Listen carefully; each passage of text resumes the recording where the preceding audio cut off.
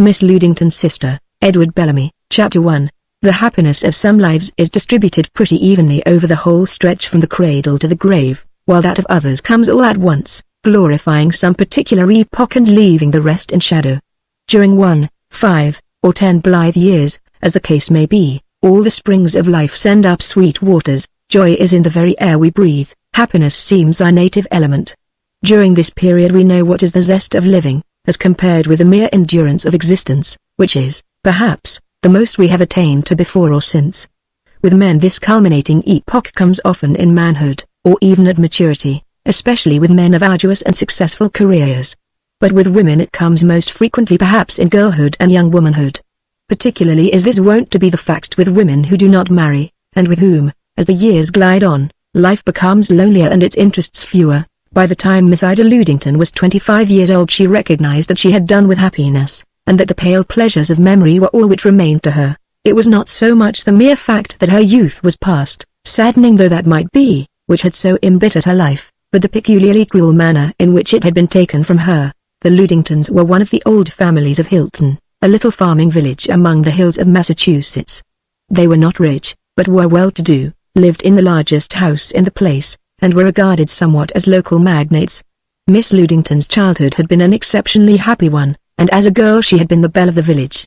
Her beauty, together with her social position and amiability of disposition, made her the idol of the young men, recognized leader of the girls, and the animating and central figure in the social life of the place. She was about 20 years old, at the height of her beauty and in the full tide of youthful enjoyment, when she fell ill of a dreadful disease, and for a long time lay between life and death.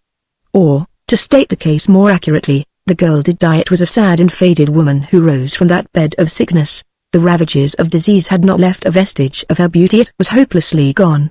The luxuriant, shining hair had fallen out and been replaced by a scanty growth of washed-out hue. The lips, but yesterday so full, and red, and tempting, were thin, and drawn, and colorless, and the rose-leaf complexion had given place to an aspect so cruelly pitted, seamed, and scarred that even friends did not recognize her. The fading of youth is always a melancholy experience with women, but in most cases the process is so gradual as to temper the poignancy of regret, and perhaps often to prevent its being experienced at all except as a vague sentiment. But in Miss Ludington's case the transition had been piteously sharp and abrupt. With others, ere youth is fully past its charms are well nigh forgotten in the engrossments of later years, but with her there had been nothing to temper the bitterness of her loss. During the long period of invalidism which followed her sickness her only solace was a miniature of herself, at the age of 17, painted on ivory, the daguerreotype process not having come into use at this time, which was toward the close of the third decade of the present century. Over this picture she brooded hours together when no one was near, studying the bonny, gladsome face through blinding tears, and sometimes murmuring incoherent words of tenderness. Her young friends occasionally came to sit with her, by way of enlivening the weary hours of an invalid's day. At such times she would listen with patient indifference while they sought to interest her with current local gossip, and as soon as possible would turn the conversation back to the old happy days before her sickness. On this topic she was never weary of talking, but it was impossible to induce her to take any interest in the present. She had caused a locket to be made, to contain the ivory miniature of herself as a girl, and always wore it on her bosom. In no way could her visitors give her more pleasure than by asking to see this picture, and expressing their admiration of it. Then her poor, disfigured face would look actually happy, and she would exclaim, "Was she not beautiful? I do not think it flattered her, do you?" And with other similar expressions indicate her sympathy with the admiration expressed. The absence of anything like self-consciousness in the delight she took in these tributes to the charms of her girlish self was pathetic in its completeness. It was indeed not as herself, but as another, that she thought of this fair girl, who had vanished from the earth, leaving a picture as her sole memento. How, indeed, could it be otherwise when she looked from the picture to the looking-glass, and contrasted the images? She mourned for her girlish self, which had been so cruelly effaced from the world of life, as for a person, near and precious to her beyond the power of words to express, who had died, from the time that she had first risen from the sick bed, where she had suffered so sad a transformation. Nothing could induce her to put on the brightly colored gowns, beribboned, and ruffled, and gaily trimmed, which she had worn as a girl, and as soon as she was able she carefully folded and put them away in lavender, like relics of the dead. For herself, she dressed henceforth in drab or black. For 3 or 4 years she remained more or less an invalid. At the end of that time she regained a fair measure of health, although she seemed not likely ever to be strong. In the meanwhile her schoolmates and friends had pretty much all married, or been given in marriage. She was a stranger to the new set of young people which had come on the stage since her day, while her former companions lived in a world of new interests, with which she had nothing in common. Society, in reorganizing itself, had left her on the outside. The present had moved on, leaving her behind with the past. She asked nothing better. If she was nothing to the present was still less to her. As to society, her sensitiveness to the unpleasant impression made by her personal appearance rendered social gatherings distasteful to her, and she wore a heavy veil when she went to church. She was an only child. Her mother had long been dead, and when about this time her father died she was left without near kin. With no ties of contemporary interest to hold her to the present, she fell more and more under the influence of the habit of retrospection. The only brightness of color which life could ever have for her lay behind in the girlhood which had ended but yesterday, and was yet so completely ended. She found her only happiness in the recollections of that period which she retained. These were the only goods she prized, and it was the grief of her life that, while she had strong boxes for her money, and locks and keys for her silver and her linen, there was no device whereby she could protect her store of memories from the slow wasting of forgetfulness. She lived with a servant quite alone in the old Ludington homestead, which it was her absorbing care to keep in precisely the same condition, even to the arrangement of the furniture, in which it had always been. If she could have ensured the same permanence in the village of Hilton, outside the homestead enclosure, she would have been spared the cause of her keenest unhappiness. For the hand of change was making havoc with the village. The railroad had come, shops had been built, and stores and new houses were going up on every side, and the beautiful hamlet, with its score or two of old-fashioned dwellings, which had been the scene of her girlhood, was in a fair way to be transformed into a vile manufacturing village. Miss Ludington, to whom every stick and stone of the place was dear, could not walk abroad without missing some ancient landmark removed since she had passed that way before. Perhaps a tree felled, some meadow, that had been a playground of her childhood, dug up for building lots, or a row of brick tenements going up on the site of a sacred grove. Her neighbors generally had succumbed to the rage for improvement, as they called it. There was a general remodeling and modernizing of houses, and, where nothing more expensive could be afforded, the paintbrush wrought its cheap metamorphosis. You wouldn't know Hilton was the same place, was the complacent verdict of her neighbors, to which Miss Ludington sorrowfully assented. It would be hard to describe her impotent wrath, her sense of outrage and irreparable loss, as one by one these changes effaced some souvenir of her early life. The past was once dead already, they were killing it a second time. Her feelings at length became so intolerable that she kept her house, pretty much ceasing to walk abroad. At this period, when she was between 30 and 35 years old, a distant relative left her a large fortune. She had been well-to-do before, but now she was very rich. As her expenses had never exceeded a few $100s a year, which had procured her everything she needed, it would be hard to imagine a person with less apparent use for a great deal of money. And yet no young rake, in the heyday of youth and the riot of hot blood, could have been more overjoyed at the falling to him of a fortune than was this sad-faced old maid. She became smiling and animated. She no longer kept at home, but walked abroad. Her step was quick and strong. She looked on at the tree choppers, the builders, and the painters, at their nefarious work, no more in helpless grief and indignation, but with an unmistakable expression of triumph. Presently surveyors appeared in the village, taking exact and careful measurements of the single broad and grassy street which formed the older part of it. Miss Ludington was closeted with a builder, and engrossed with estimates. The next year she left Hilton to the mercy of the Vandals, and never returned, but it was to another Hilton that she went. The fortune she had inherited had enabled her to carry out a design which had been a daydream with her ever since the transformation of the village had begun. Among the pieces of property left her was a large farm on Long Island several miles out of the city of Brooklyn. Here she had rebuilt the Hilton of her girlhood, in facsimile, with every change restored, every landmark replaced. In the midst of this silent village she had built for her residence an exact duplicate of the Ludington homestead, situated in respect to the rest of the village precisely as the original was situated in the real Hilton. The astonishment of the surveyors and builders at the character of the work required of them was probably great, and their bills certainly were, though Miss Ludington would not have grudged the money had they been 10 times greater. However, seeing that the part of the village duplicated consisted of but one broad maple-planted street, with not over 30 houses, mostly a story and a half, and that none of the buildings, except the schoolhouse, the little meeting house, and the homestead, were finished inside, the outlay was not greater than an elaborate plan of landscape gardening would have involved.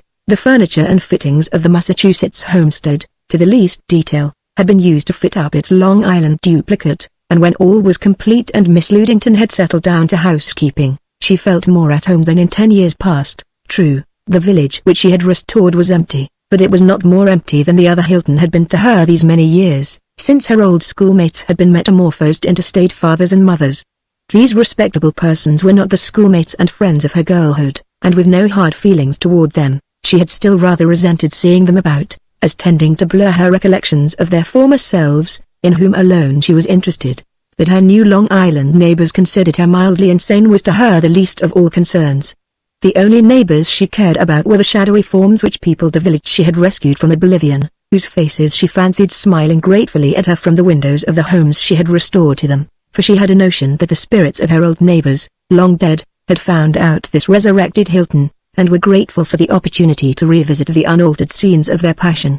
If she had grieved over the removal of the old landmarks and the change in the appearance of the village, how much more hopelessly must they have grieved if indeed the dead revisit earth. The living, if their homes are broken up, can make them new ones, which, after a fashion, will serve the purpose, but the dead cannot. They are thenceforth homeless and desolate. No sense of having benefited living persons would have afforded Miss Ludington the pleasure she took in feeling that, by rebuilding ancient Hilton, she had restored homes to these homeless ones. But of all this fabric of the past which she had resurrected, the central figure was the schoolgirl Ida Ludington. The restored village was the mausoleum of her youth, over the great old-fashioned fireplace, in the sitting room of the homestead which she had rebuilt in the midst of the village, she had hung a portrait in oil, by the first portrait painter then in the country. It was an enlarged copy of the little likeness on ivory which had formerly been so great a solace to her. The portrait was executed with extremely lifelike effect, and was fondly believed by Miss Ludington to be a more accurate likeness in some particulars than the ivory picture itself. It represented a very beautiful girl of 17 or 18, although already possessing the ripened charms of a woman. She was dressed in white, with a low bodice, her luxuriant golden hair, of a rare sheen and fineness, falling upon beautifully molded shoulders. The complexion was of a purity that needed the faint tinge of pink in the cheeks to relieve it of a suspicion of pallor. The eyes were of the deepest, tenderest violet, full of the light of youth, and the lips were smiling. It was, indeed, no wonder that Miss Ludington had mourned the vanishing from earth of this delectable maiden with exceeding bitterness, or that her heart yet yearned after her with an aching tenderness across the gulf of years. How bright, how vivid, how glowing had been the life of that beautiful girl! How real as compared with her own faint and faded personality, which, indeed, had shone these many years only by the light reflected from that young face. And yet that life, in its strength and brightness, had vanished like an exhalation, and its elements might no more be recombined than the hues of yesterday's dawn. Miss Ludington had hung the portraits of her father and mother with immortals, but the frame of the girl's picture she had wound with deepest crape. Her father and mother she did not mourn as one without hope, believing that she should see them some day in another world, but from the death of change which the girl had died no Messiah had ever promised any resurrection. Chapter 2.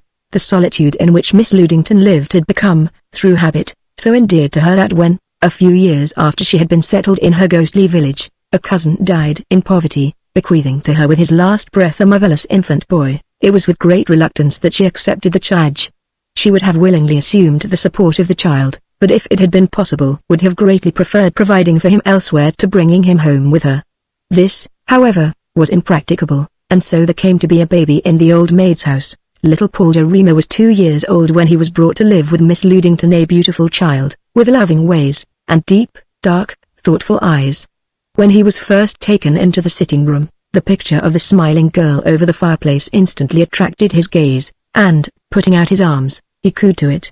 This completed the conquest of Miss Ludington, whose womanly heart had gone out to the winsome child at first sight. As the boy grew older his first rational questions were about the pretty lady in the picture, and he was never so happy as when Miss Ludington took him upon her knee and told him stories about her for hours together. These stories she always related in the third person, for it would only puzzle and grieve the child to intimate to him that there was anything in common between the radiant girl he had been taught to call Ida and the withered woman whom he called Auntie. What, indeed, had they in common but their name? And it had been so long since anyone had called her Ida, that Miss Ludington scarcely felt that the name belonged to her present self at all. In their daily walks about the village she would tell the little boy endless stories about incidents which had befallen Ida at this spot or that. She was never weary of telling, or he of listening to, these tales, and it was wonderful how the artless sympathy of the child comforted the lone woman. One day, when he was 8 years old, finding himself alone in the sitting room, the lad, after contemplating Ida's picture for a long time, piled one chair on another, and climbing upon the structure, put up his chubby lips to the painted lips of the portrait and kissed them with right good will. Just then Miss Ludington came in, and saw what he was doing. Seizing him in her arms, she cried over him and kissed him till he was thoroughly frightened. A year or two later, on his announcing one day his intention to marry Ida when he grew up, Miss Ludington explained to him that she was dead. He was quite overcome with grief at this intelligence, and for a long time refused to be comforted, and so it was, that never straying beyond the confines of the eerie village, and having no companion but Miss Ludington, the boy fell scarcely less than she under the influence of the beautiful girl who was the presiding genius of the place. As he grew older, far from losing its charm, Ida's picture laid upon him a new spell. Her violet eyes lighted his first love dreams. She became his ideal of feminine loveliness, drawing to herself, as the sun draws mist, all the sentiment and dawning passion of the youth. In a word, he fell in love with her. Of course he knew now who she had been. Long before, as soon as he was old enough to understand it, this had been explained to him. But though he was well aware that neither on earth nor in heaven, nor anywhere in the universe, did she any more exist, that knowledge was quite without effect upon the devotion which she had inspired. The matter indeed presented itself in a very simple way to his mind. If I had never seen her picture, he said one day to Miss Ludington, I should never have known that my love was dead, and I should have gone seeking her through all the world, and wondering what was the reason I could not find her. Miss Ludington was over 60 years of age and Paul was 22 when he finished his course at college. She had naturally supposed that, on going out into the world, mixing with young men and meeting young women, he would outgrow his romantic fancy concerning Ida, but the event was very different. As year after year he returned home to spend his vacations, it was evident that his visionary passion was strengthening rather than losing its hold upon him. But the strangest thing of all was the very peculiar manner in which, during the last vacation preceding his graduation, he began to allude to Ida in his conversations with Miss Ludington. It was, indeed, so peculiar that when, after his return to college, she recalled the impression left upon her mind, she was constrained to think that she had, somehow, totally misunderstood him, for he had certainly seemed to talk as if Ida, instead of being that most utterly, pathetically dead of all dead things, the past self of a living person, were possibly not dead at all, as if, in fact, she might have a spiritual existence, like that ascribed to the souls of those other dead whose bodies are laid in the grave. Decidedly, she must have misunderstood him. Some months later, on one of the last days of June, he graduated. Miss Ludington would have attended the graduation exercises but for the fact that her long seclusion from society made the idea of going away from home and mingling with strangers intolerable. She had expected him home the morning after his graduation. When, however, she came downstairs, expecting to greet him at the breakfast table, she found instead a letter from him, which, to her further astonishment, consisted of several closely written sheets. What could have possessed him to write her this laborious letter on the very day of his return? The letter began by telling her that he had accepted an invitation from a classmate, and should not be home for a couple of days. But this is only an excuse, he went on. The true reason that I do not at once return is that you may have a day or two to think over the contents of this letter before you see me, for what I have to say will seem very startling to you at first. I was trying to prepare you for it when I talked, as you evidently thought, so strangely, about Ida, the last time I was at home, but you were only mystified, and I was not ready to explain. A certain timidity held me back.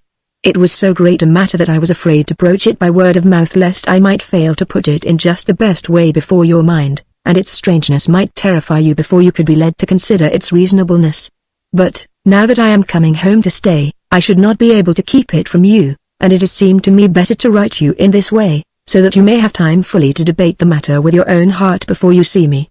Do you remember the last evening that I was at home, my asking you if you did not sometimes have a sense of Ida's presence? You looked at me as if you thought I were losing my wits. What did I mean, you asked, by speaking of her as a living person? But I was not ready to speak, and I put you off. I am going to answer your question now. I am going to tell you how and why I believe that she is neither lost nor dead, but a living and immortal spirit. For this, nothing less than this, is my absolute assurance, the conviction which I ask you to share. But stop, let us go back. Let us assume nothing. Let us reason it all out carefully from the beginning. Let me forget that I am her lover. Let me be stiff, and slow, and formal as a logician, while I prove that my darling lives forever. And you, follow me carefully, to see if I slip. Forget what ineffable thing she is to you, forget what it is to you that she lives. Do not let your eyes fill, do not let your brain swim. It would be madness to believe it if it is not true. Listen, then you knows that men speak of human beings, taken singly, as individuals. It is taken for granted in the common speech that the individual is the unit of humanity, not to be subdivided. That is, indeed, what the etymology of the word means. Nevertheless, the slightest reflection will cause anyone to see that this assumption is a most mistaken one. The individual is no more the unit of humanity than is the tribe or family, but, like them, is a collective noun, and stands for a number of distinct persons, related one to another in a particular way, and having certain features of resemblance. The persons composing a family are related both collaterally and by succession or descent, while the persons composing an individual are related by succession only. They are called infancy, childhood, youth, manhood, maturity, age, and dotage. These persons are very unlike one another. Striking physical, mental, and moral differences exist between them. Infancy and childhood are incomprehensible to manhood, and manhood not less so to them. The youth looks forward with disgust to the old age which is to follow him, and the old man has far more in common with other old men, his own contemporaries, than with the youth who preceded him. How frequently do we see the youth vicious and depraved, and the man who follows him upright and virtuous, hating iniquity? How often, on the other hand, is a pure and innocent girlhood succeeded by a dissolute and shameless womanhood? In many cases age looks back upon youth with inexpressible longing and tenderness, and quite as often with shame and remorse, but in all cases with the same consciousness of profound contrast, and of a great gulf fixed between. If the series of persons which constitutes an individual could by any magic be brought together and these persons confronted with one another, in how many cases would the result be mutual misunderstanding, disgust, and even animosity? Suppose, for instance, that Saul, the persecutor of the disciples of Jesus, who held the garments of them that stoned Stephen, should be confronted with his later self, Paul the Apostle. Would there not be reason to anticipate a stormy interview? For there is no more ground to suppose that Saul would be converted to Paul's view than the reverse. Each was fully persuaded in his own mind as to what he did. But for the fact that each one of the persons who together constitute an individual is well off the field before his successor comes upon it, we should not infrequently see the man collaring his own youth, handing him over to the authorities, and preferring charges against him as a rascally fellow. Not by any means are the successive persons of an individual always thus out of harmony with one another. In many, perhaps in a majority, of cases, the same general principles and ideals are recognized by the man which were adopted by the boy, and as much sympathy exists between them as is possible in view of the different aspects which the world necessarily presents to youth and age. In such cases, no doubt, could the series of persons constituting the individual be brought together, a scene of inexpressibly tender and intimate communion would ensue. But, though no magic may bring back our past selves to earth, may we not hope to meet them hereafter in some other world? Nay, must we not expect so to meet them if we believe in the immortality of human souls? For if our past selves, who were dead before we were alive, had no souls, then why suppose our present selves have any? Childhood, youth, and manhood are the sweetest, the fairest, the noblest, the strongest of the persons who together constitute an individual. Are they soulless? Do they go down in darkness to oblivion while immortality is reserved for the withered soul of age? If we must believe that there is but one soul to all the persons of an individual, it would be easier to believe that it belongs to youth or manhood, and that age is soulless. For if youth, strong-winged and ardent, full of fire and power, perish, leaving nothing behind save a few traces in the memory, how shall the flickering spirit of age have strength to survive the blast of death? The individual, in its career of 70 years, has not one body, but many, each wholly new. It is a commonplace of physiology that there is not a particle in the body today that was in it a few years ago. Shall we say that none of these bodies has a soul except the last, merely because the last decays more suddenly than the others? Or is it maintained that, although there is such utter diversity physical, mental, moral between infancy and manhood, youth and age, nevertheless, there is a certain essence common to them all, and persisting unchanged through them all, and that this is the soul of the individual? But such an essence as should be the same in the babe and the man, the youth and the dotard, could be nothing more than a colorless abstraction, without distinctive qualities of any kind, a mere principle of life like the fabled jelly protoplasm. Such a fancy reduces the hope of immortality to an absurdity. No, no. It is not any such grotesque or fragmentary immortality that God has given us. The Creator does not administer the universe on so niggardly a plan. Either there is no immortality for us which is intelligible or satisfying, or childhood, youth, manhood, age, and all the other persons who make up an individual, live forever, and one day will meet and be together in God's eternal present, and when the several souls of an individual are in harmony, no doubt he will perfect their felicity by joining them with a tie that shall be incomparably more tender and intimate than any earthly union ever dreamed of, constituting a life one yet manifold, a harp of many strings, not struck successively as here on earth, but blending in rich accord. And now I beg you not to suppose that what I have tried to demonstrate is any hasty or ill-considered fancy. It was, indeed, at first but a dream with which the eyes of my sweet mistress inspired me, but from a dream it has grown into a belief, and in these last months into a conviction which I am sure nothing can shake. If you can share it, the long mourning of your life will be at an end. For my own part, one could never return to the old way of thinking without relapsing into unutterable despair. To do so would be virtually to give up faith in any immortality at all worth speaking of. For it is the long procession of our past selves, each with its own peculiar charm and incommunicable quality, slipping away from us as we pass on, and not the last self of all whom the grave entraps, which constitutes our chief contribution to mortality. What shall it avail for the grave to give up its handful if there be no immortality for this great multitude? God would not mock us thus. He has power not only over the grave, but over the viewless sepulchre of the past, and not one of the souls to which he has ever given life will be found wanting on the day when he makes up his jewels. Chapter 3. To understand the impression which Paul's letter produced upon Miss Ludington, imagine, in the days before the resurrection of the dead was preached, with what effect the convincing announcement of that doctrine would have fallen on the ears of one who had devoted her life to hopeless regrets over the ashes of a friend, and yet at no time have men been wholly without belief in some form of survival beyond the grave, and such a bereaved woman of antiquity would merely have received a more clear and positive assurance of what she had vaguely imagined before. But that there was any resurrection for her former self, that the bright youth which she had so yearned after and lamented could anywhere still exist, in a mode however shadowy, Miss Ludington had never so much as dreamed. There might be immortality for all things else, the birds and beasts, and even the lowest forms of life, might, under some form, in some world, live again. But no priest had ever promised, nor any poet ever dreamed, that the title of a man's past selves to a life immortal is as indefeasible as that of his present self. It did not occur to her to doubt, to quibble, or to question, concerning the grounds of this great hope. From the first moment that she comprehended the purport of Paul's argument, she had accepted its conclusion as an indubitable revelation, and only wondered that she had never thought of it herself. So natural, so inevitable, so incontrovertible did it seem, and as a sunburst in an instant transforms the sad fields of November into a bright and cheerful landscape, so did this revelation suddenly illumine her somber life. All day she went about the house and the village like one in a dream, smiling and weeping, and reading Paul's letter over and over, through eyes swimming with a joy unutterable. In the afternoon, with tender, tremulous fingers, she removed the crape from the frame of Ida's picture, which it had draped for so many years.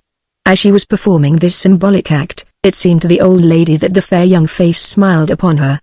"Forgive me," she murmured. "How could I have ever thought you dead?" It was not till evening that her servants reminded her that she had not eaten that day, and induced her to take food. The next afternoon Paul arrived. He had not been without very serious doubt as to the manner in which his argument for the immortality of past selves might impress Miss Ludington. A mild melancholy such as hers sometimes becomes sweet by long indulgence. She might not welcome opinions which revolutionize the fixed ideas of her life, even though they should promise a more cheerful philosophy. If she did not accept his belief, but found it chimerical and visionary, the effect of its announcement upon her mind could only be unpleasantly disturbing. It was, therefore, not without some anxiety that he approached the house, but his first glimpse of her, as she stood in the door awaiting him, dissipated his apprehensions. She wore a smiling face, and the deep black in which she always dressed was set off, for the first time since his knowledge of her, with a bit or two of bright color. She said not a word, but, taking him by the hand, led him into the sitting-room. That morning she had sent into Brooklyn for immortals, and had spent the day in festooning them about Ida's picture, so that now the sweet girlish face seemed smiling upon them out of a veritable bower of the white flowers of immortality. In the days that followed, Miss Ludington seemed a changed woman, such blitheness did the new faith she had found bring into her life. The conviction that the past was deathless, and her bright girlhood immortal, took all the melancholy out of retrospection. Nay, More than that, it turned retrospection into anticipation. She no longer viewed her youth time through the pensive haze of memory, but the rosy mist of hope. She should see it again, for was it not safe with God? Her pains to guard the memory of the beautiful past, to preserve it from the second death of forgetfulness, were now all needless. She could trust it with God, to be restored to her in his eternal present, its luster undimmed, and no trait missing. The laying aside of her mourning garb was but one indication of the change that had come over her. The whole household, from scullion to coachman, caught the inspiration of her brighter mood. The servants laughed aloud about the house. The children of the gardener, ever before banished to other parts of the grounds, played unrebuked in the sacred street of the silent village. As for Paul, since the revelation had come to him that the lady of his love was no mere dream of a life forever vanished, but was herself alive forevermore, and that he should one day meet her, his love had assumed a color and a reality it had never possessed before. To him this meant all it would have meant to the lover of a material maiden, to be admitted to her immediate society. The sense of her presence in the village imparted to the very air a fine quality of intoxication.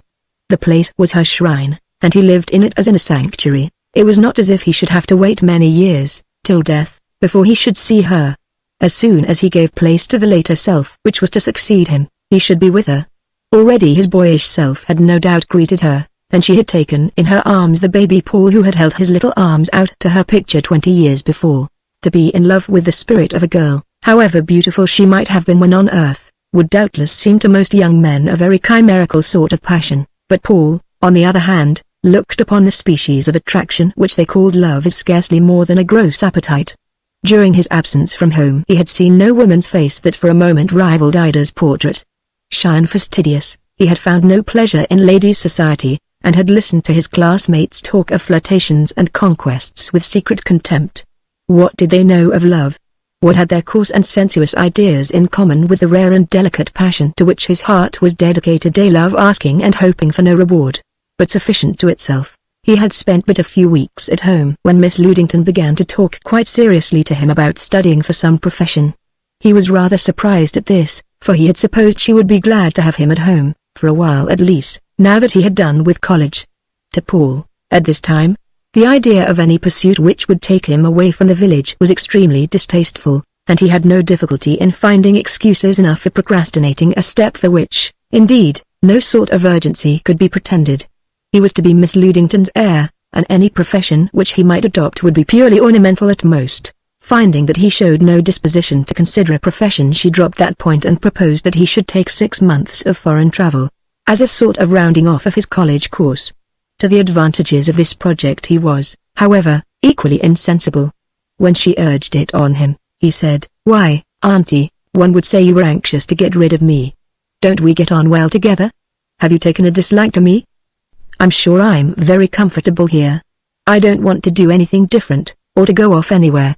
Why won't you let me stay with you?" And so she had to let the matter drop. The truth was she had become anxious to get him away, but it was on his account, not hers. In putting his room to rights one day since his return from college she had come upon a scrap of paper containing some verses addressed to Ida. Paul had rather a pretty knack at turning rhymes, and the tears came to Miss Ludington's eyes as she read these lines. They were an attempt at a love sonnet, throbbing with passion, and yet so mystical in some of the allusions that nothing but her knowledge of Paul's devotion to Ida would have given her a clue to his meaning. She was filled with apprehension as she considered the effect which this infatuation, if it should continue to gain strength, might have upon one of Paul's dreamy temperament and excessive ideality. That she had devoted her own lonely and useless life to the cult of the past did not greatly matter, although in the light of her present happier faith she saw and regretted her mistake. But as for permitting Paul's life to be overshadowed by the same influence, she could not consent to it. Something must be done to get him away from home, or at least to divert the current of his thought. The failure of her efforts to induce him to consider any scheme that involved his leaving the village threw her into a state of great uneasiness. Chapter 4. At about this time it chanced that Miss Ludington drove into Brooklyn one morning to do some shopping. She was standing at a counter in a large store, examining goods, when she became aware that a lady standing at another counter was attentively regarding her. The lady in question was of about her own height and age, her hair being nearly white, like Miss Ludington's, but it was evident from the hard lines of her face and her almost shabby dress that life had by no means gone so easily with her as with the lady she was regarding so curiously. As Miss Ludington looked up she smiled, and, crossing the store, held out her hand. Ida Ludington. Don't you know me? Miss Ludington scanned her face a moment, and then, clasping her outstretched hand, exclaimed, delightedly, "Why, Sarah Cobb, where did you come from?" And for the next quarter of an hour the two ladies, quite oblivious of the clerks who were waiting on them, and the customers who were jostling them, stood absorbed in the most animated conversation. They had been schoolgirls together in Hilton 45 years before, and, not having met since Miss Ludington's removal from the village, had naturally a great deal to say. "It is 30 years since I have seen anyone from Hilton," said Miss Ludington at last, "and I'm not going to let you escape me. You must come out with me to my house and stay overnight, and we will talk old times over. I would not have missed you for anything." Sarah Cobb, who had said that her name was now Mrs. Slater, and that she lived in New York, having removed there from Hilton only a few years previous, seemed nothing loath to accept her friend's invitation, and it was arranged that Miss Ludington should send her carriage to meet her at one of the Brooklyn ferries the day following. Miss Ludington wanted to send the carriage to Mrs. Slater's residence in New York, but the latter said that it would be quite as convenient for her to take it at the ferry. After repeated injunctions not to fail of her appointment, Miss Ludington finally bade her old schoolmate goodbye and drove home in a state of pleased expectancy. She entertained Paul at the tea table with an account of her adventure, and gave him an animated history of the Cobb family in general and Sarah in particular. She had known Sarah ever since they both could walk, and during the latter part of their school life they had been inseparable. The scholars had even christened them the twins, because they were so much together and looked so much alike. Their secrets were always joint property. The next afternoon Miss Ludington went herself in the carriage to fetch her friend from the ferry. She wanted to be with her and enjoy her surprise when she first saw the restored Hilton on entering the grounds. In this respect her anticipations were fully justified. The arrangement of the grounds was such that a high board fence protected the interior from inquisitive passers-by on the highway, and the gate was set in a corner, so that no considerable part of the enclosure was visible from it. The gravel driveway, immediately after entering the grounds, took a sharp turn round the corner of the gardener's cottage, which answered for a gatekeeper's lodge. The moment, however, it was out of sight from the highway it became transformed into a country road, with wide, grassy borders and footpaths close to the rail fences, while just ahead lay the silent village, with the small, brown, one-story, one-roomed schoolhouse on one side of the green, and the little white box of a meeting-house, with its gilt weathercock, on the other. As this scene burst upon Mrs. Slater's view, her bewilderment was amusing to witness. Her appearance for a moment was really as if she believed herself the victim of some sort of magic, and suspected her friend of being a sorceress. Reassured on this point by Miss Ludington's smiling explanation, her astonishment gave place to the liveliest interest and curiosity. The carriage was forthwith stopped and sent around to the stables, while the two friends went on foot through the village. Every house, every fence corner, every lilac bush or clump of hollyhocks, or row of currant bushes in the gardens, suggested some reminiscence, and the two old ladies were presently laughing and crying at once. At every dwelling they lingered long, and went on reluctantly with many backward glances, and all their speech was but a repetition of, "Don't you remember this? And do you remember that?" Mrs. Slater, having left Hilton but recently, was able to explain just what had been removed, replaced, or altered subsequent to Miss Ludington's flight. The general appearance of the old street, Mrs. Slater said, remained much the same, despite the changes which had driven Miss Ludington away, but new streets had been opened up, and the population of the village had trebled, and become largely foreign. In their slow progress they came at last to the schoolhouse. The door was ajar, and they entered on tiptoe, like tardy scholars. With a glance of mutual intelligence they hung their hats, each on the one of the row of wooden pegs in the entry, which had been hers as a schoolgirl, and through the open door entered the silent schoolroom and sat down in the self-same seats in which two maidens, so unlike them, yet linked to them by so strangely tender a tie, had reigned as schoolroom belles nearly half a century before. In hushed voices, with moist eyes, and faces shining with the light of other days, those grey-haired women talked together of the scenes which that homely old room had witnessed, the long silent laughter, and the voices, no more heard on earth, with which it had once echoed. There in the corner stood a great wrought iron stove, the counterpart of the one around whose red-hot sides they had shivered, in their short dresses, on cold winter mornings. On the walls hung the quaint maps of that period whence they had received geographical impressions, strangely antiquated now. Along one side of the room ran a blackboard, on which they had been wont to demonstrate their ignorance of algebra and geometry to the complete satisfaction of the master, while behind them as they sat was a row of recitation benches, associated with so many a trying ordeal of schoolgirl existence. Do you ever think where the girls are in whose seats we are sitting? Said Mrs. Slater, musingly. I can remember myself as a girl, more or less distinctly, and can even be sentimental about her. But it doesn't seem to me that I am the same person at all. I can't realize it. Of course you can't realize it. Why should you expect to realize what is not true? Replied Miss Ludington. But I am the same person, responded Mrs. Slater. Miss Ludington regarded her with a smile. You have kept your looks remarkably, my dear, she said. You did not lose them all at once, as I did, but isn't it a little audacious to try to pass yourself off as a schoolgirl of 17? Mrs. Slater laughed. But I once was she, if I am not now, she said.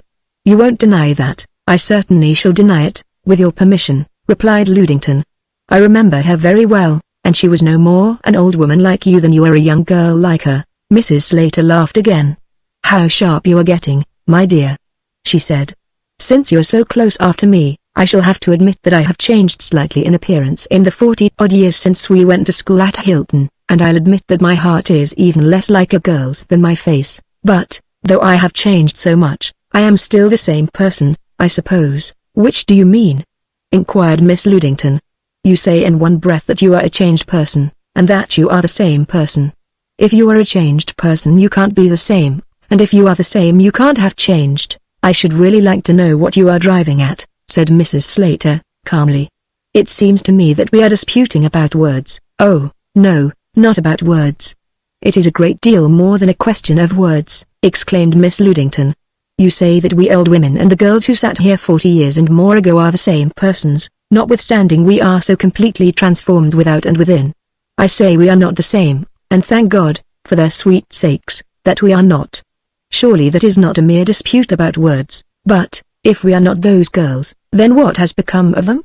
Asked Mrs. Slater. You might better ask what had become of them if you had to seek them in us, but I will tell you what has become of them, Sarah. It is what will become of us when we, in our turn, vanish from earth, and the places that know us now shall know us no more. They are immortal with God, and we shall one day meet them over there. What a very odd idea! Exclaimed Mrs. Slater, regarding her friend with astonishment. Miss Ludington flushed slightly as she replied, I don't think it half so odd, and not nearly so repulsive, as your notion, that we old women are the mummies of the girls who came before us. It is easier, as well as far sweeter, for me to believe that our youth is somewhere immortal, than that it has been withered, shriveled, desiccated into our old age. Oh, no, my dear, paradise is not merely a garden of withered flowers. We shall find the rose and lily of our life blooming there. The hours had slipped away unnoticed as the friends talked together, and now the lengthening shadows on the schoolroom floor recalled Miss Ludington to the present, and to the duties of a hostess. As they walked slowly across the green toward the homestead, she told her friend more fully of this belief in the immortality of past selves which had so recently come to her, and especially how it had quite taken away the melancholy with which she had all her life before looked back upon her youth. Mrs. Slater listened in silence. Where on earth did you get that portrait? She exclaimed, as Miss Ludington, after taking her on a tour through the house before tea, brought her into the sitting room. Whom does it remind you of? Asked Miss Ludington. I know whom it reminds me of, replied Mrs. Slater, but how it ever got here is what puzzles me. I thought you would recognize it, said Miss Ludington, with a pleased smile. I suppose you think it odd you should never have seen it, considering whom it is of? I do, certainly, replied Mrs. Slater. You see, explained Miss Ludington, I did not have it painted till after I left Hilton. You remember that little ivory portrait of myself at 17, which I thought so much of after I lost my looks? Well, this portrait I had enlarged from that. I have always believed that it was very like, but you don't know what a reassurance it is to me to have you recognize it so instantly. At the tea table Paul appeared, and was introduced to Mrs. Slater, who regarded him with considerable interest. Miss Ludington had informed her that he was her cousin and heir, and had told her something of his romantic devotion to the Ida of the picture. Paul, who from Miss Ludington had learned all there was to be known about the persons and places of Old Hilton, entered with much interest into the conversation of the ladies on the subject, and after tea accompanied them in their stroll through that part of the village which they had not inspected before. When they returned to the house it was quite dark, and they had lights in the sitting room, and refreshments were served. Mrs. Slater's eyes were frequently drawn toward the picture over the fireplace, and some reference of hers to the immortals in which it was framed, turned the conversation upon the subject that Miss Ludington and she had been discussing in the schoolhouse. Mrs. Slater, whose conversation showed her to be a woman of no great culture, but unusual force of character and intelligence, expressed herself as interested in the idea of the immortality of past selves, but decidedly skeptical. Paul grew eloquent in maintaining its truth and reasonableness, and, indeed, that it was the only intelligible theory of immortality that was possible. The idea that the same soul successively animated infancy, childhood, youth, manhood, and maturity, was, he argued, but a modification of the curious East Indian dream of metempsychosis, according to which every soul is supposed to inhabit in turn innumerable bodies. "You almost persuade me," said Mrs. Slater, at last. "But I never heard of a spirit of anybody's past self appearing to them. If there are such spirits, why have they never manifested themselves?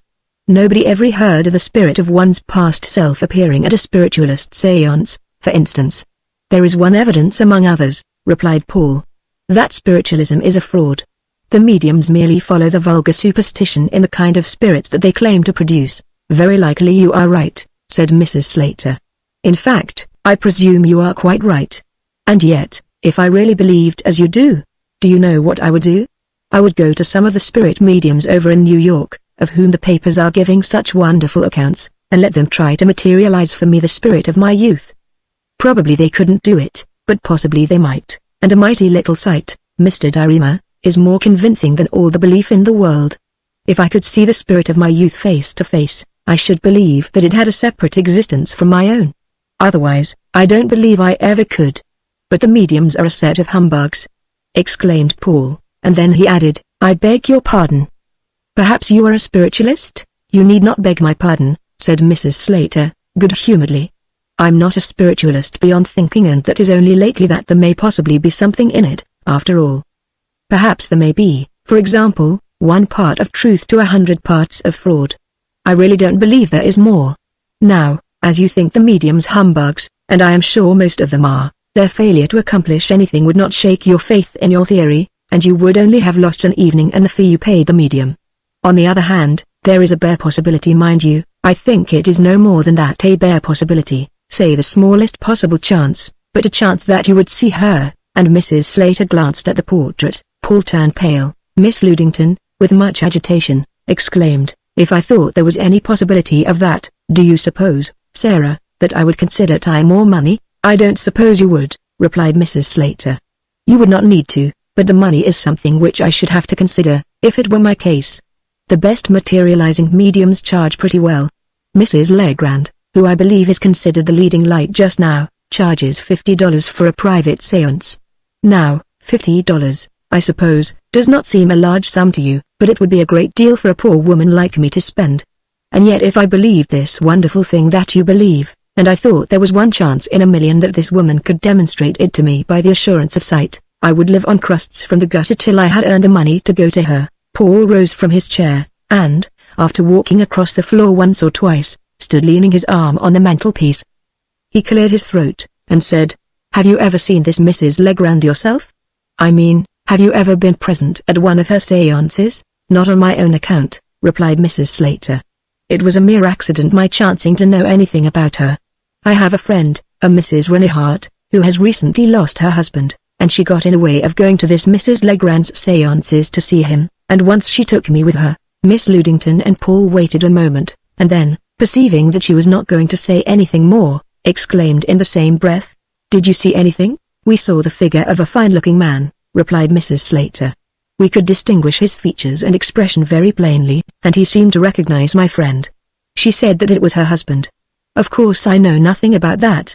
I had never seen him alive. It may all have been a humbug, as I was prepared to believe it, but I assure you it was a curious business, and I haven't got over the impression which it made on me, yet. I'm not given to believing in things that claim to be supernatural, but I will admit that what I saw that night was very strange. Humbug or no humbug, what she saw seemed to comfort my poor friend more than all the religions or philosophies ever revealed or invented could have done.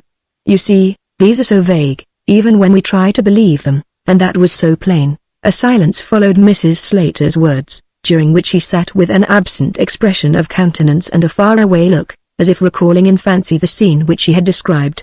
Miss Ludington's hands trembled as they lay together in her lap, and she was regarding the picture of the girl over the fireplace with a fixed and intense gaze, apparently oblivious of all else. Paul broke the silence. "I am going to see this woman," he said, quietly. "You need not think of going with me, Auntie, unless you care to." "I will go alone." "Do you think I shall let you go alone?" replied Miss Ludington, in a voice which she steadied with difficulty. "Am I not as much concerned as you are, Paul? Where does this Mrs. Legrand live?" Paul asked Mrs. Slater. "I really can't tell you that, Mr. Direma," she said.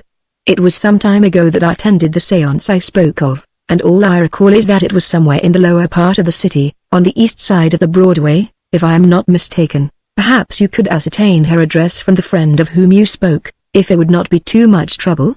suggested Miss Ludington. "I might do that," assented Mrs. Slater. "If she still goes to the séances she would know it. But these mediums don't generally stay long in one place, and it is quite possible that this Mrs. Legrand may not be in the city now, but if I can get her address for you I will. And now, my dear, as I am rather tired after our walk about the village, and probably you are too, will I go to my room?" Chapter 5. Mrs. Slater went away the next morning. On the following day but one Miss Ludington received a letter from her. She told her friend how glad she was that she had not postponed her visit to her, for if she had set it for a single day later she could not have made it at all. When she returned home she found that her husband had received an offer of a lucrative business position in Cincinnati, contingent on his immediate removal there. They had been in a whirl of packing ever since, and were to take that night's train for Cincinnati, and whether they ever again came east to live was very doubtful. In a postscript, written crosswise, she said, "I have been in such a rush ever since I came home that I declare I had clean forgotten till this moment about my promise to hunt up Mrs. Legrand's address for you. Very likely you have also forgotten by this time our talk about her, and if so it will not matter. But it vexes me to fail in a promise, and, if possible, I will snatch a moment before we leave to send a note to the friend I spoke of, and ask her to look the woman up for you." Instead of being disappointed, Miss Ludington was, on the whole, relieved to get this letter, and inclined to hope that Mrs. Slater had failed to find the time to write her friend. In that case this extraordinary project of visiting a spiritualist medium would quietly fall through, which was the best thing that could happen. The fact is, after sleeping on it, she had seen clearly that such a proceeding for a person of her position and antecedents would not only be preposterous, but almost disreputable. She was astonished at herself to think that her feelings could have been so wrought upon as to cause her seriously to contemplate such a step. All her life she had held the conviction, which she supposed to be shared by all persons of culture and respectability, that spiritualism was a low and immoral superstition, invariably implying fraud in its professors, and folly in its dupes, something, in fact, quite below the notice of persons of intelligence or good taste. As for the idea that this medium could show her the spirit of her former self, or any other real spirit, it was simply imbecile to entertain it for a moment. If, however, Miss Ludington was relieved by Mrs. Slater's letter, Paul was keenly disappointed. His prejudice against spiritualism was by no means so deeply rooted as hers. In a general way he had always believed mediums to be frauds, and their shows mere shams, but he had been ready to allow with Mrs. Slater, that, mixed up in all this fraud, there might be a very little truth. His mind admitted a bare possibility that this Mrs. Legrand might be able to show him the living face and form of his spirit love. That possibility once admitted had completely dominated his imagination, and it made little difference whether it was one chance in 1,000 or one in 1,000,000. He was like the victim of the lottery mania, whose absorption in contemplating the possibility of drawing the prize renders him quite oblivious of the 999 blank tickets. Previous to Mrs. Slater's visit he had been quite content in his devotion to an ideal mistress, for the reason that any nearer approach to her had not occurred to him as a possibility. But now the suggestion that he might see her face to face had so inflamed his imagination that it was out of the question for him to regain his former serenity. He resolved that, in case they should fail to hear from Mrs. Slater's friend, he would set about finding Mrs. Legrand himself, or, failing that, would go to some other medium. There would be no solace for the fever that had now got into his blood, until experiment should justify his daring hope, or prove it baseless. However, the third day after Mrs. Slater's letter there came one from her friend, Mrs. Renehart. She said that she had received a note from Mrs. Slater, who had suddenly been called to Cincinnati, telling that Miss Ludington desired the address of Mrs. Legrand, with a view to securing a private séance. She could have sent the address at once, as she had it, but Mrs. Legrand was so overrun with business that an application to her by letter, especially from a stranger like Miss Ludington, might not have any result. And so Mrs. Renehart, who had been only too happy to oblige any friend of Mrs. Slater's, had called personally upon Mrs. Legrand to arrange for the séance. The medium had told her at first that she was full of previous engagements for a month ahead, and that it would be impossible to give Miss Ludington a séance. When, however, Mrs. Renehart told her that Miss Ludington's purpose in asking for the séance was to test the question whether our past selves have immortal souls distinct from our present selves, Mrs. Legrand became greatly interested, and at once said that she would cancel a previous appointment, and give Miss Ludington a séance the following evening, at her parlours, No. East 10th Street, at 9 o'clock. Mrs. Legrand had said that while she had never heard a belief in the immortality of past selves avowed, there had not been lacking in her relations with the spirit world some mysterious experiences that seemed to confirm it. She should, therefore, look forward to the issue of the experiment the following evening with nearly as much confidence, and quite as much interest, as Miss Ludington herself. Mrs. Renehart hoped that the following evening would be convenient for Miss Ludington. She had assumed the responsibility of making the engagement positive, as she might have failed in securing a séance altogether had she waited to communicate with Miss Ludington. Hoping that the conditions would be favorable, she remained, and see. When Miss Ludington had read this letter to Paul, she intimated, though rather faintly, that it was still not too late to withdraw from the enterprise. They could send Mrs. Legrand her fee, say that it was not convenient for them to come on the evening fixed, and so let the matter drop. Paul stared at her in astonishment, and said that, if she did not feel like going, he would go alone, as he had at first proposed. Upon this Miss Ludington once more declared that they would go together, and said nothing further about sacrificing the appointment. The fact is she did not really wish to sacrifice it. She was experiencing a revulsion of feeling. Mrs. Renehart's letter had affected her almost as strongly as Mrs. Slater's talk. The fact that Mrs. Legrand had at once seen the reasonableness and probability of the belief in the immortality of past selves made it difficult for Miss Ludington to think of her as a mere vulgar impostor. The vague hint of the mediums as to strange experiences with the spirit world, confirmatory of this belief, appealed to her imagination in a powerful manner. Of what description might the mysterious monitions be, which, coming to this woman in the dim between world where she groped, had prepared her to accept as true, on its first statement, a belief that to others seemed so hard to credit? What clutchings of spirit fingers in the dark? What moanings of souls whom no one recognized? The confidence which Mrs. Legrand had expressed that the séance would prove a success affected Miss Ludington very powerfully. It impressed her as the judgment of an expert. It compelled her to recognize not only as possible, but even as probable, that, on the evening of the following day, she should behold the beautiful girl whom once, so many years before, she had called herself, for so at best would words express this wonder. With a trembling ecstasy, which in vain she tried to reason down, she began to prepare herself for the presence of one fresh from the face of God and the awful precincts of eternity. As for Paul, there was no conflict of feeling with prejudice in his case. He gave himself wholly up to a delirious expectation. How would his immortal mistress look? How would she move? What would be her stature, what her bearing? How would she gaze upon him? If not with love he should die at her feet. If with love how should he bear it? Mrs. Renehart's letter had been received in the morning, and during the rest of the day Miss Ludington and Paul seemed quite to forget each other in their absorption in the thoughts suggested by the approaching event. They sat abstracted and silent at table, and, on rising, went each their own way. In the exalted state of their imaginations the enterprise they had in hand would not bear talking over. When she retired to bed Miss Ludington found that sleep was out of the question. About 2 o'clock in the morning she heard Paul leave his room and go downstairs. Putting on dressing gown and slippers she softly followed him. There was a light in the sitting room and the door was ajar. Stepping noiselessly to it she looked in. Paul was standing before the fireplace, leaning on the mantelpiece, and looking up into the eyes of the girl above, smiling and talking softly to her. Miss Ludington entered the room and laid her hand gently on his arm. Her appearance did not seem to startle him in the least. "Paul, my dear boy," she said, "you had better go to bed." "It's no use," he said, "I can't sleep, and I had to come down here and look at her. Just think, Auntie, that tomorrow we shall see her." The young fellow's nervous excitement culminated in a burst of ecstatic tears, and soon afterwards Miss Ludington induced him to go to bed. How much more he loved the girl than even she did. She was filled with dread as she thought of the effect which a disappointment of the hope he had given himself up to might produce. And what folly, after all, it was to expect anything but disappointment. The spectacle of Paul's fatuous confidence had taken hers away. Chapter 6.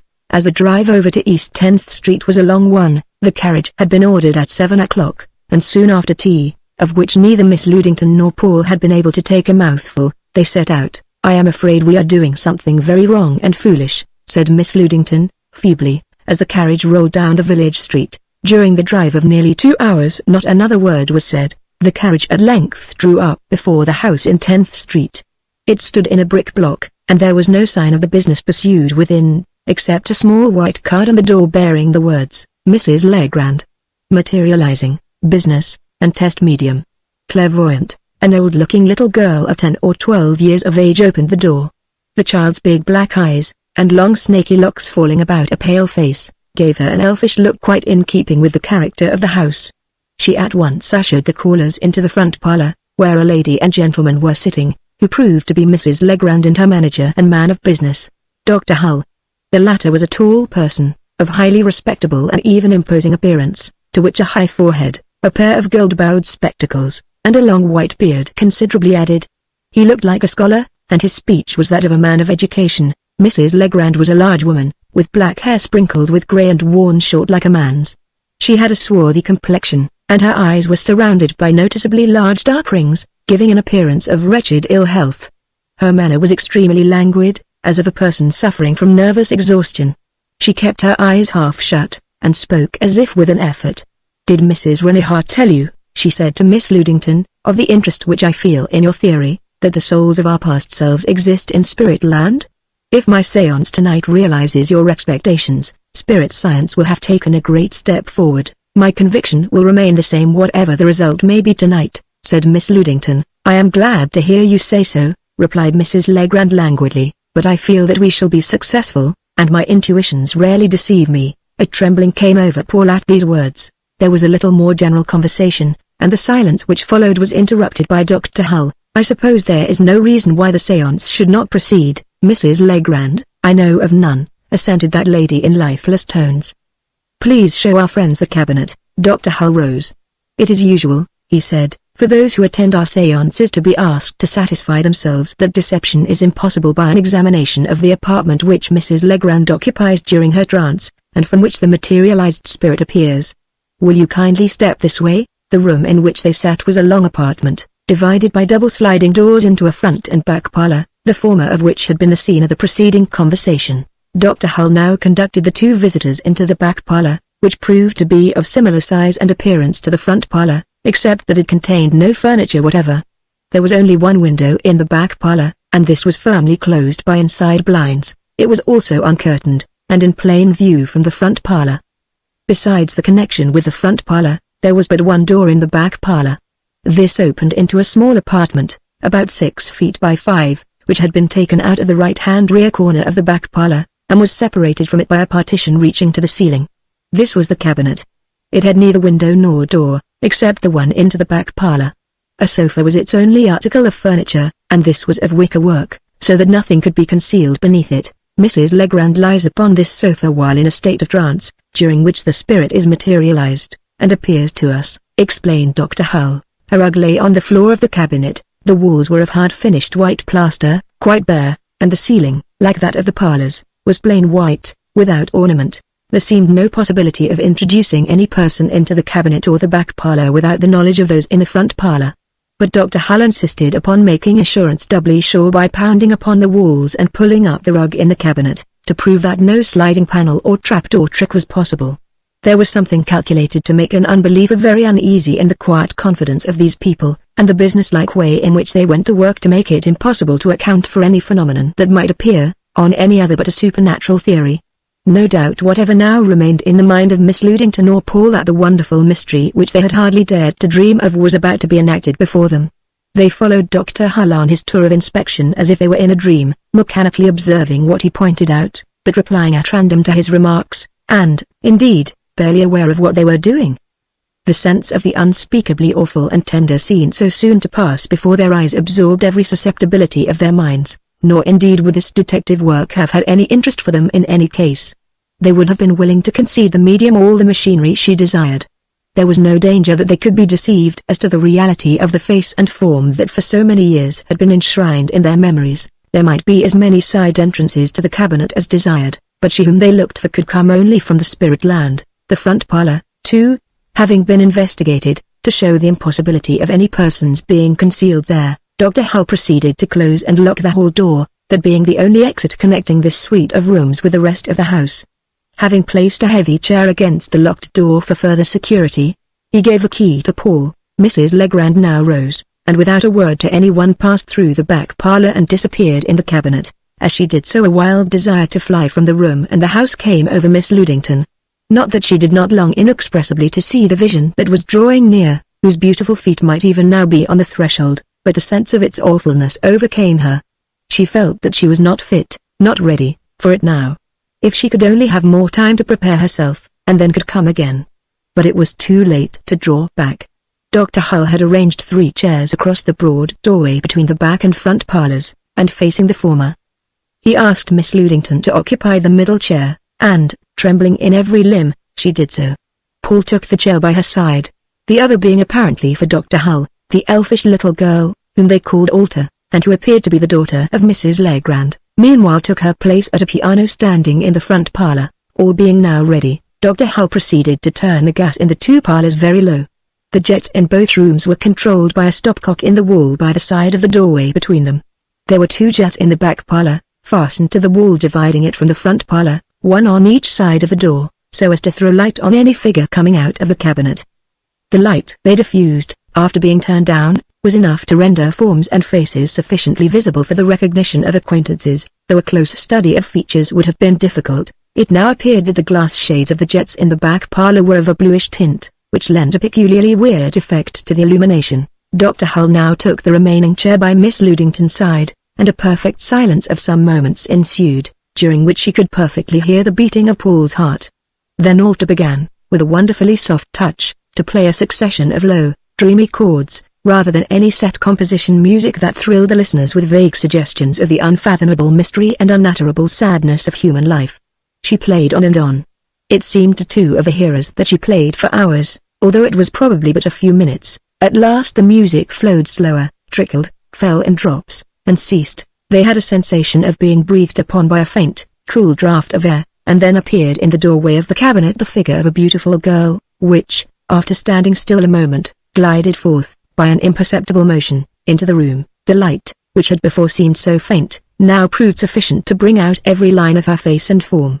Or was it that the figure itself was luminous by some light from within? Paul heard Miss Ludington gasp, but if he had known that she was dying he could not have taken his eyes from the apparition, for it was Ida who stood before him, no counterfeit of the painter now, but radiant with life. Her costume was exactly that of her picture, white, with a low bodice, but how utterly had the artist failed to reproduce the ravishing contours of her young form, the enchanting sweetness of her expression. The golden hair fell in luxuriant tresses about the face and down the dazzling shoulders. The lips were parted in a pleased smile as, with a gliding motion, she approached the rapt watchers. Her eyes rested on Miss Ludington with a look full of recognition and a tenderness that seemed beyond the power of mortal eyes to express. Then she looked at Paul. Her smile was no longer the smile of an angel, but of a woman. The light of her violet eyes burned like delicious flame to the marrow of his bones. She was so near him that he could have touched her. Her beauty overcame his senses. Forgetting all else, in an agony of love, he was about to clasp her in his arms, but she drew back with a gentle gesture of denial. Then a sudden and indescribable wavering passed over her face, like the passing of the wind over a field of rye, and slowly, as if reluctantly obeying an unseen attraction, she retreated, still facing them, across the room, and disappeared within the cabinet. Instantly Alta touched the piano, playing the same slow, heavy chords as before. But this time she played but a few moments, and when she ceased, Mrs. Legrand's voice was heard faintly calling her. She glided between the chairs in the doorway and entered the cabinet, drawing a portiere across its door behind her. As she did so, Dr. Hull touched the stopcock in the wall by his side, turning on the gas in both parlors, and proceeded to unlock and open the hall door. "It was the most successful séance I have ever witnessed," he said. "The conditions must have been unusually favorable. How were you pleased, Miss Ludington?" The abrupt transition from the shadows of the between-world to the glare of gaslight, from the communion of spirits to the brisk business-like tones of Dr. Hull, was quite too much for the poor lady, and with a piteous gesture, she buried her face in her hands. Alta now came out of the cabinet, and said that her mother would like them to examine it once more. Miss Ludington took no notice of the request, but Paul, who had continued to sit staring into vacancy, as if for him the séance was still going on, sprang up at Walter's invitation and accepted it with alacrity. The eagerness with which he peered into the corner of the cabinet, and the disappointment which his face showed when he perceived no trace of any person there save Mrs. Legrand and Walter, might naturally have suggested to them that he suspected fraud, but the fact was very different. His conduct was merely the result of a confused hope that he might gain another glimpse of Ida by following her to the place within which she had vanished. When Paul looked into the cabinet, Mrs. Legrand was lying upon the lounge, and Walter was administering smelling salts to her. As he turned away disappointed, the medium rose, and leaning on her daughter, returned to the front parlor. She looked completely overcome. Her face was deathly pale, and the dark rings around her eyes were larger and darker than ever. She leaned back in her chair, which had a special rest for her head, and closed her eyes. As neither Dr. Hull nor Walter showed any surprise at her condition, it was apparently the ordinary result of a séance. To her faint inquiry whether the materialization had been satisfactory to Miss Ludington, the latter replied that it had been all, and more than all, she had dared dream of. Dr. Hull, in a very enthusiastic manner, went on to describe the manifestation more particularly. He declared that the present evening a new world of spirit life had been revealed, and a new era in spiritualism had opened. "I have been devoted to the study of spiritualism for 30 years, he exclaimed, "but I have never been present at so wonderful a séance as this. I grow dizzy when I think of the field of speculation which it opens up. The spirits of our past selves? And yet why not, why not? Like all great discoveries it seems most simple when once brought to light. It accounts, no doubt, for the throng of unknown spirits of which mediums are so often conscious, and for the many materializations and communications which no one recognizes." Meanwhile the wretched appearance of the medium aroused Miss Ludington's sympathies, in spite of the distracted condition of her mind. "Is Mrs. Legrand always prostrated in this manner after a séance?" she asked. Dr. Hull answered for the medium. "Not generally quite so much so," he said. "The strain on her vitality is always very trying, but it is especially so when a new spirit materializes, as tonight. Out of her being, somehow, and just how, I know no better than you, is woven the veil of seeming flesh, yes, and even the clothing which the spirit assumes in order to appear. The fact that Mrs. Legrand suffers from heart disease makes séances not only more exhausting for her than for other mediums, but really dangerous. I have told her, as a physician, and other physicians have told her, that she is liable at any time to die in a trance." Paul now spoke for the first time since the conclusion of the séance. "What do you fancy would be the effect on the spirit if a medium should die during a materialization, as you have supposed?" he inquired. "That can only be a matter of theory," replied Dr. Hull. "The accident has never happened, but it might happen." "Yes, it might happen. Is not the spirit as much dependent on a medium for dematerializing and resuming the spirit form, as for materializing?" asked Paul. "I see what you mean," said Dr. Hull. "You think that in case the medium should die during a materialization, the spirit might be left in a materialized state. How does it strike you, Mrs. Legrand?" "I don't know," replied that lady, with her eyes closed. "Spirits require our aid as much to lay aside their bodies as to assume them. If the medium died meantime, I should think that the spirit might find some trouble in dematerializing." "Is it not possible," said Paul, "that it might be unable to dematerialize at all? Would not the medium's death close against it the only door by which it could return to the spirit world, shutting it out in this life with us henceforth? More than that, would not the already materialized spirit be in a position to succeed to the physical life which the medium relinquished? Already possessed of a part of the medium's vitality, would not the remainder naturally flow to it when given up in death, and thus complete its materialization, and give it an earthly body like ours?" exclaimed Miss Ludington. "Yes, like ours," replied Paul.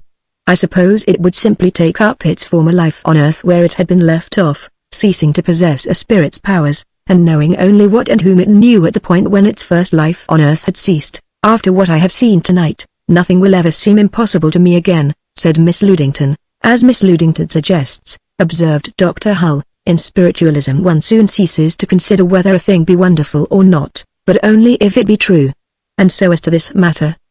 Now, if the death of a medium should be absolutely instantaneous, the spirit might, indeed, be unable to dematerialize, and might even succeed to the medium's earth life, as you suggest.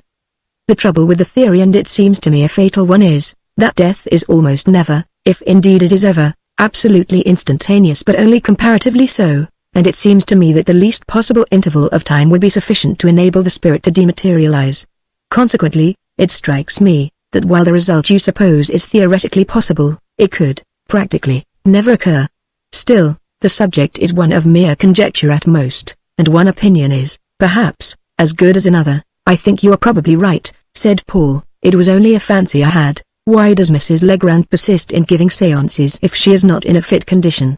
Said Miss Ludington. Well, replied Dr. Hull, you see we spiritualists do not regard death as so serious a matter as do many others. Our mediums, especially, who stand with one hand clasped by spirits and the other by mortals, are almost indifferent which way they are drawn. Besides, you see, she is recognized as the most fully developed medium in the United States today, and many spirits, which cannot materialize through other mediums, are dependent upon her. She feels that she has a duty to discharge towards the spirit world, at whatever risk to herself. I doubt if tonight's séance, for example, would have been successful with any other medium. Immediately after this conversation Miss Ludington and Paul took their departure. Dr. Hull went out with them to the carriage, and was obliged to remind them of the little matter of Mrs. Legrand's fee, which they had entirely forgotten. Chapter 7. Now, before she ever had heard of Mrs. Legrand, Miss Ludington had fully believed that her former self had an immortal existence, apart and distinct from her present self, and Paul, to whom she was indebted for this belief, held it even more firmly than she. But there is a great difference between the strongest form of faith and the absolute assurance of sight. The effect of the vision which they had witnessed in Mrs. Legrand's parlors was almost as startling as if they had not expected to see it. Very little was said in the carriage going home, but, as they were crossing the ferry, Miss Ludington exclaimed, in an awestruck voice, "Oh Paul! Was it not strange, strange? Strange?" He echoed, in strong, exultant tones. "How oddly you use the word, Auntie. You might well say how strange, if we mortals were isolated here on this little island of time, with no communication with the mainland of eternity. But how can you call it strange when you find out that we are not isolated? Surely it is not strange, but supremely reasonable, right, and natural." "I suppose it is so," said Miss Ludington, "but if I had let you go alone tonight, and stayed at home, I could never have fully believed you when you told me what you had seen any more than I shall ever expect anyone to believe me. Think, Paul, if I had not gone, if I had not seen her, if she had not given me that look. I knew, of course, if she appeared that I should recognize her, but I did not dare to be sure that she would recognize me. I remember her, but she never saw me on earth. It was as a spirit that she knew you, and that is the way she knew me, and knew that I loved her," said Paul, with a sudden huskiness in his voice. "Surely that makes it clear," said Miss Ludington, "that the spirits of our past selves love us who follow them, as we, in looking back, yearn after them, and not merely await us at the end, but are permitted to watch over us as we complete the journey which they began. I am sure that if people knew this they would never feel lonely or forlorn again." It was a relief to Paul when they reached home and he could be alone. In an ecstasy of happiness that was like a delicious pain, he sat till morning in his unlighted chamber, gazing into the darkness with a set smile, motionless, and breathing only by deep, infrequent inhalations. What were the joys of mortal love to the transports that were his? What were the smoky fires of earthly passion to his pure, keen flame, almost too strong for a heart of flesh to bear? As he strove to realize what it was to be beloved by an immortal, the veil between time and eternity was melted by the hot breath of his passion, and the confines of the natural and the supernatural were confounded. As the east grew light he began to feel the weariness of the intense mental strain which had led up to, and culminated in, the transcendent experience of the previous evening. A tranquil happiness succeeded his exalted mood, and, lying down, he slept soundly till noon, when he went downstairs to find Miss Ludington anxiously waiting for him to reassure her that her recollection of the last night was not altogether a dream, as she had half convinced herself since waking. Paul had to go into Brooklyn to do some business for Miss Ludington that day, but the men he dealt with seemed to him shadows. After finishing with them he went over to New York, and presently found himself on East 10th Street. He had not intended to go there. His feet had borne him involuntarily to the spot. He could not resist the temptation of drawing near to the place where she had been only a few hours before. He walked to and fro before Mrs. Legrand's house for an hour, and then stood a long time on the opposite side, looking at the closed windows of the front parlor, quite unconscious that he had become an object of curiosity to numerous persons in adjoining houses, and of marked suspicion to the policeman at the corner. Finally he crossed the street, mounted the steps, and rang the bell. The door was opened, after a considerable interval, by Alta, the elfish little girl. Paul asked for Mrs. Legrand. Alta said that her mother was ill today, and not able to see anyone. Paul then asked for Dr. Hull. He was not in. "I wanted to arrange for another séance," he said. "Will you write, or will you call tomorrow?" asked Alter, in a businesslike manner. Paul said he would call. Then he hesitated. "Excuse me," he said, "but may I ask you if there is anyone now in the parlor where we were last night?" "No one is there," replied the little girl. "Could you let me just go in and see where she was?" asked Paul, humbly.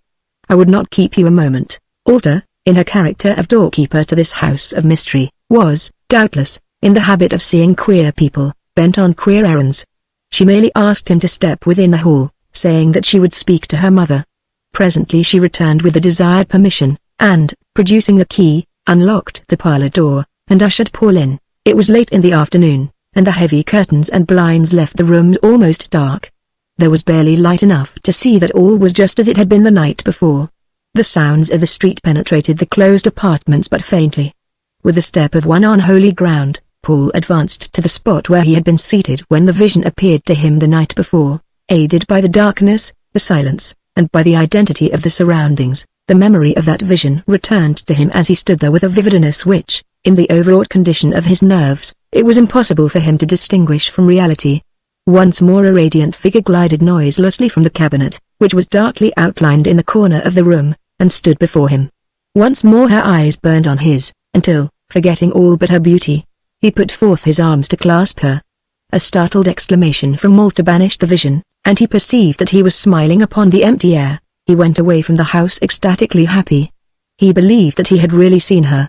He had no doubt that, aided by the mediumship of love, she had actually appeared to him a second time in a form only a little less material than the night before. Of this experience he did not tell Miss Ludington. This interview, which Ida had granted to him alone, he kept as a precious secret.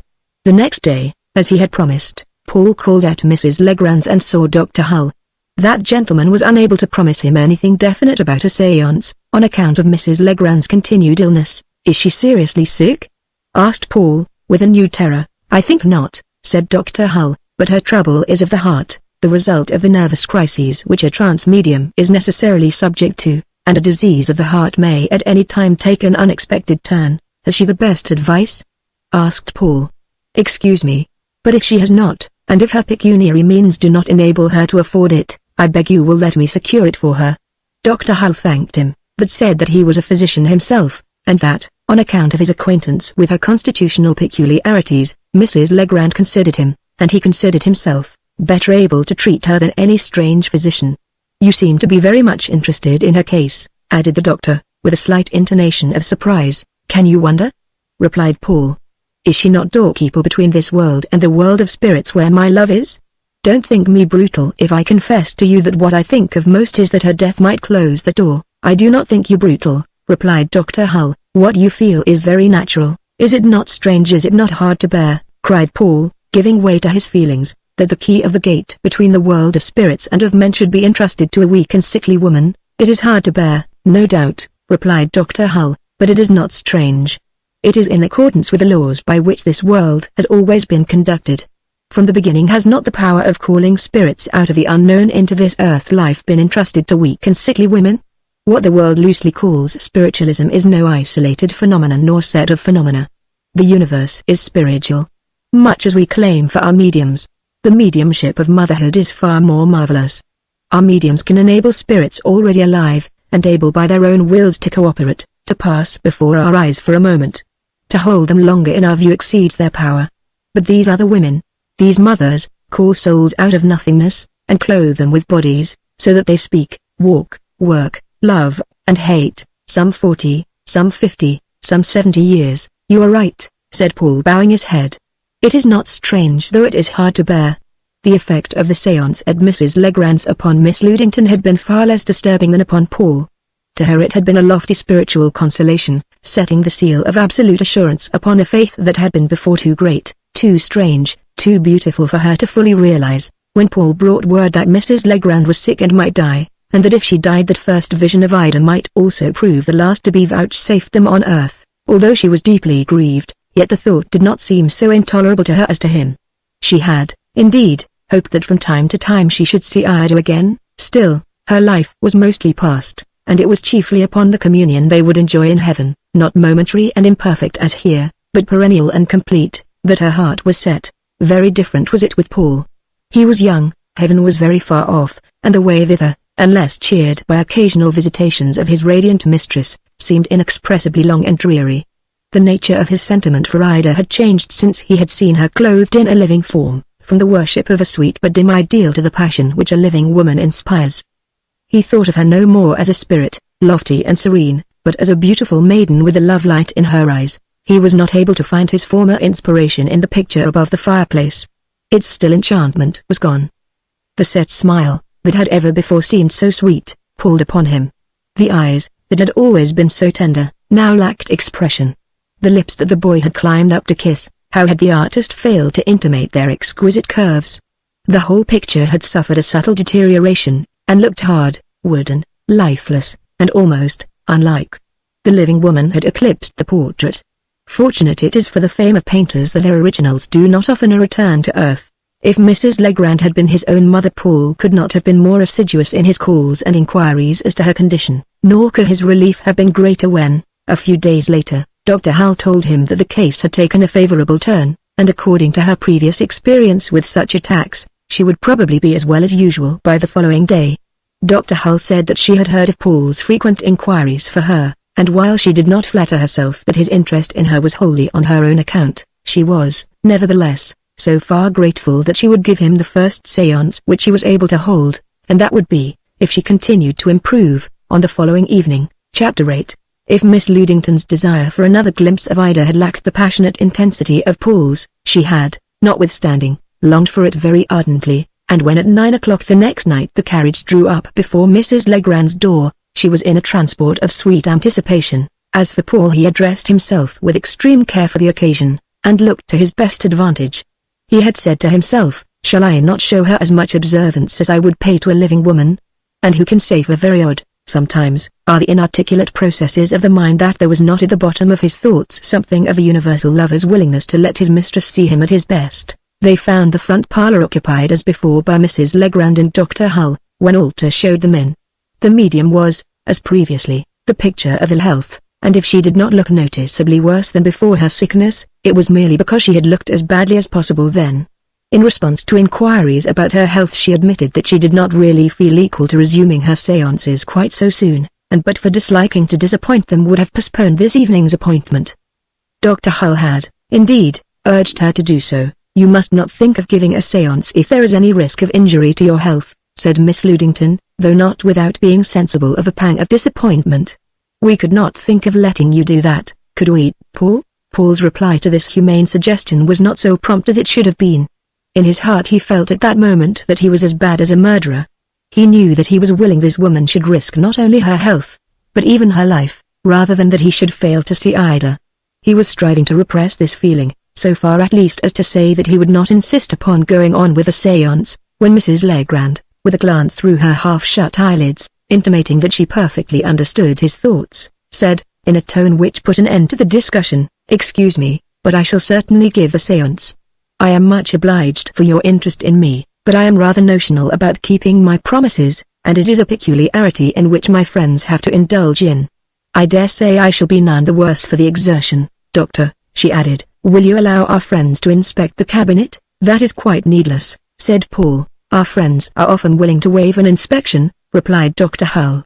"We are grateful for the confidence shown, but, in justice to ourselves, as well as for their own more absolute assurance, we always insist upon it. Otherwise, suspicions of fraud not entertained, perhaps, at the time, might afterwards occur to the mind, or be suggested by others, to which they would have no conclusive answer." Upon this Miss Ludington and Paul permitted themselves to be conducted upon the same tour of inspection that they had made the former evening. They found everything precisely as it had been on that occasion. There was no possibility of concealing any person in the cabinet or the back parlour, and no apparent or conceivable means by which any person could reach those apartments, except through the front parlour. On their return to the latter apartment the proceedings followed the order observed at the previous séance. Mrs. Legrand rose from her chair and walked feebly through the back parlour into the cabinet.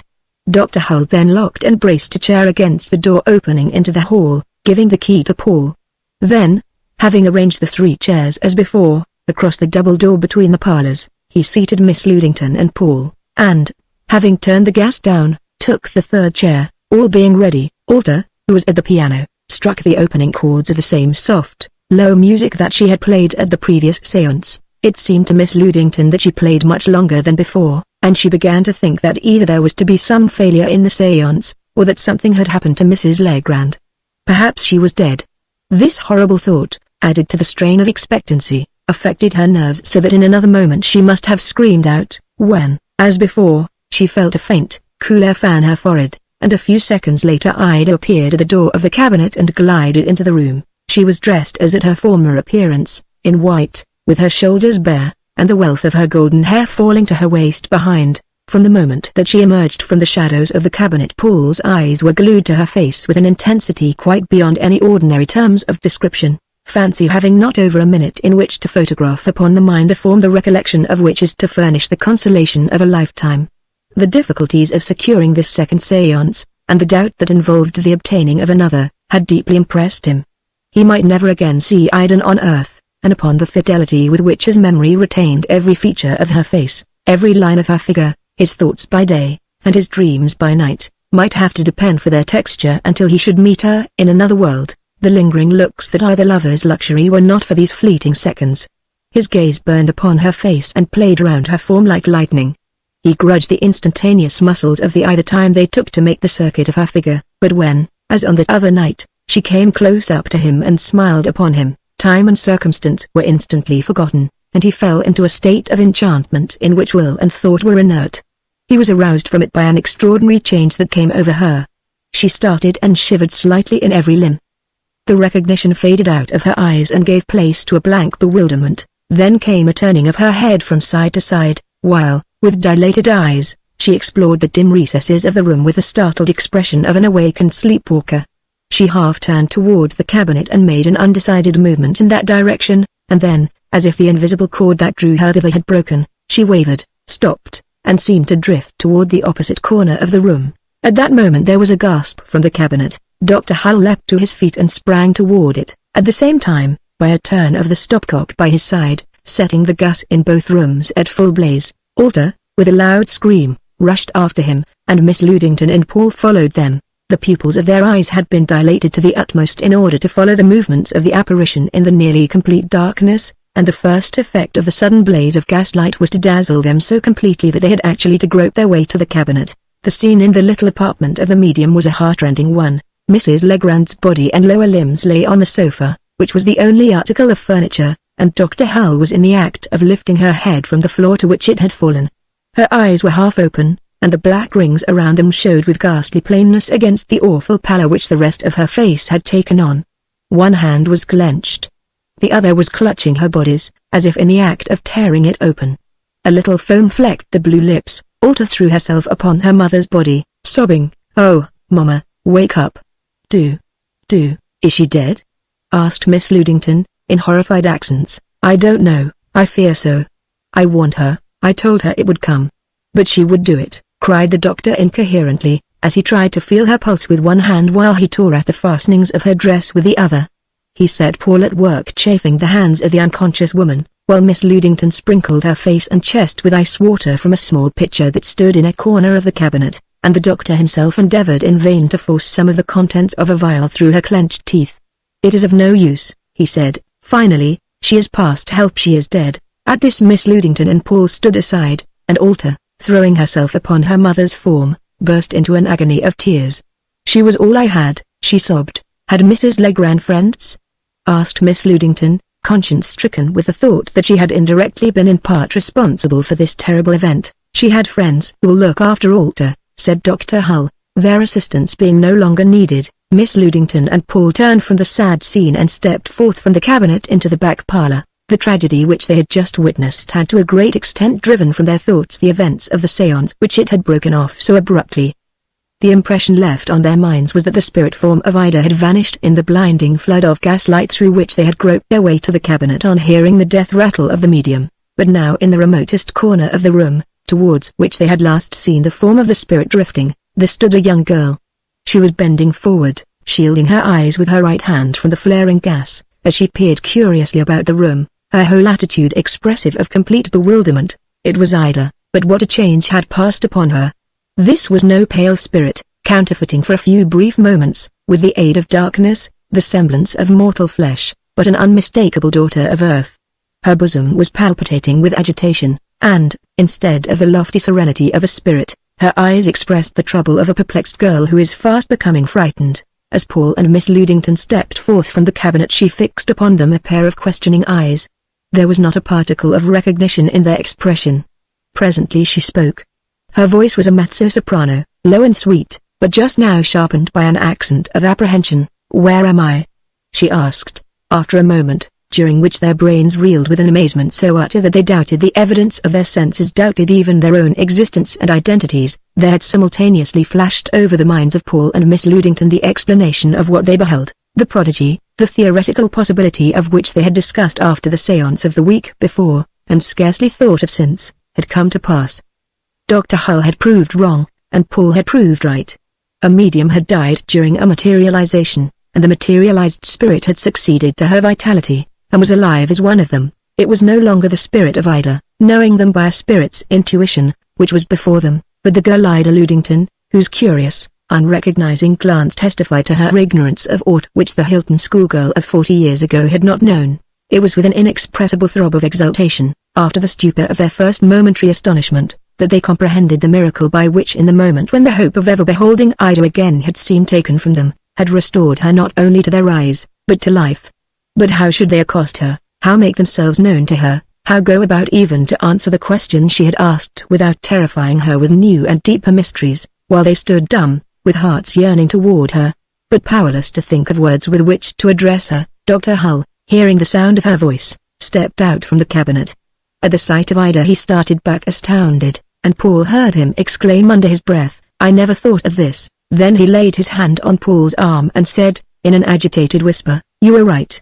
It has happened as you said. My God, what can we say to her?" Meanwhile, Ida was evidently becoming much alarmed at the strange look spent upon her. "Perhaps, sir," she said, addressing Dr. Hull, with an appealing accent, "you will tell me how I came in this place?" Then ensued an extraordinary scene of explanation, in which, seconding one another's efforts, striving to hit upon simpler analogies, plainer terms, Paul the doctor, and Miss Ludington sought to make clear to this waif from eternity, so strangely stranded on the shores of time, the conditions and circumstances under which she had resumed an earthly existence. For a while she only grew more terrified at their explanations, appearing to find them totally unintelligible, and, though her fears were gradually dissipated by the tenderness of their demeanor, her bewilderment seemed to increase.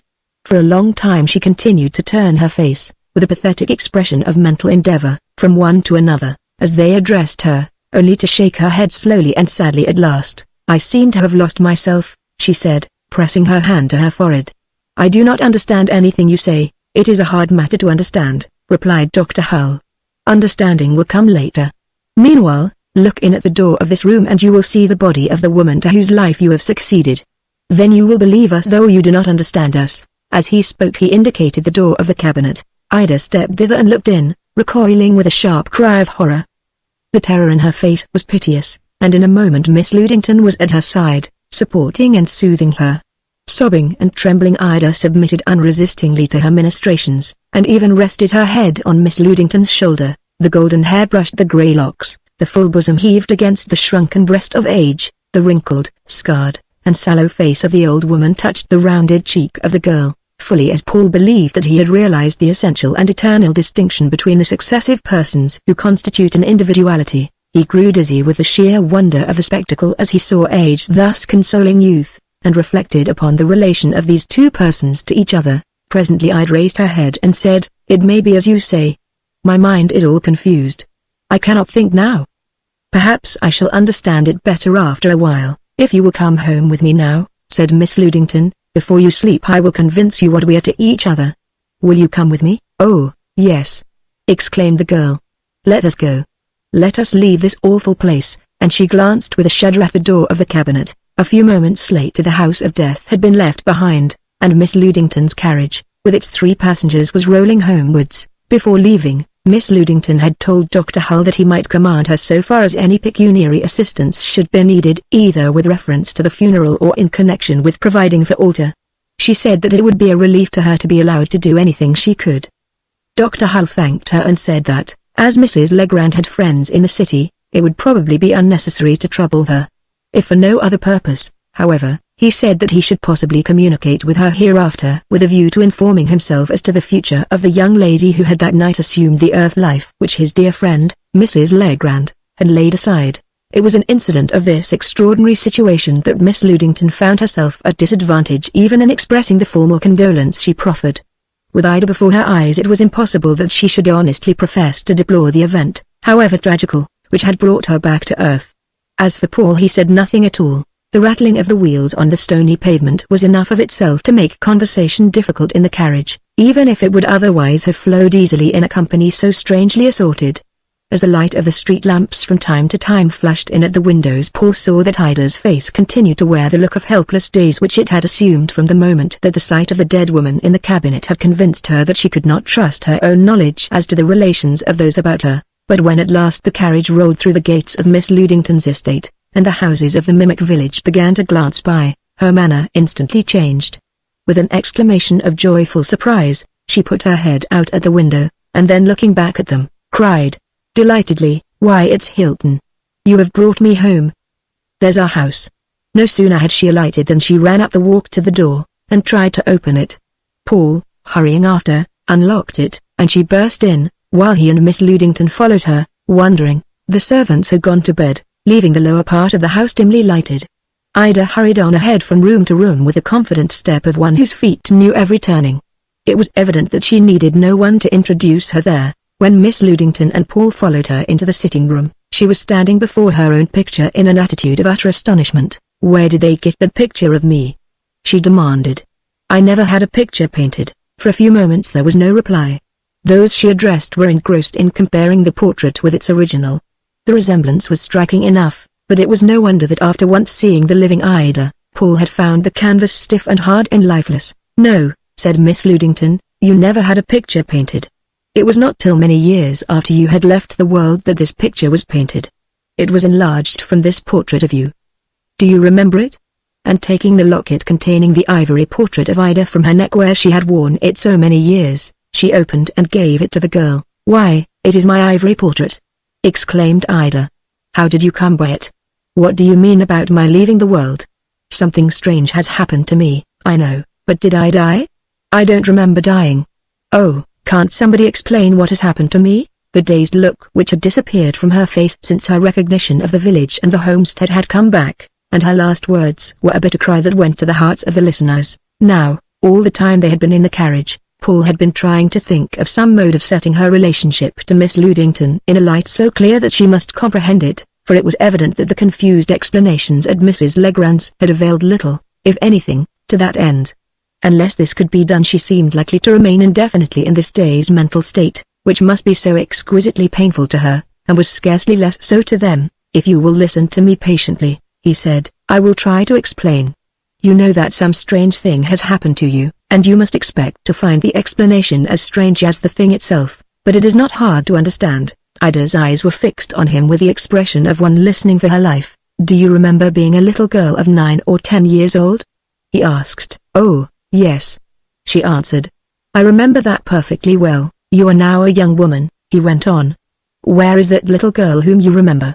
What has become of her?" "Why, I don't know," replied Ida. "I suppose she is somewhere in me, but you don't look like a little girl, or think or act or feel like one."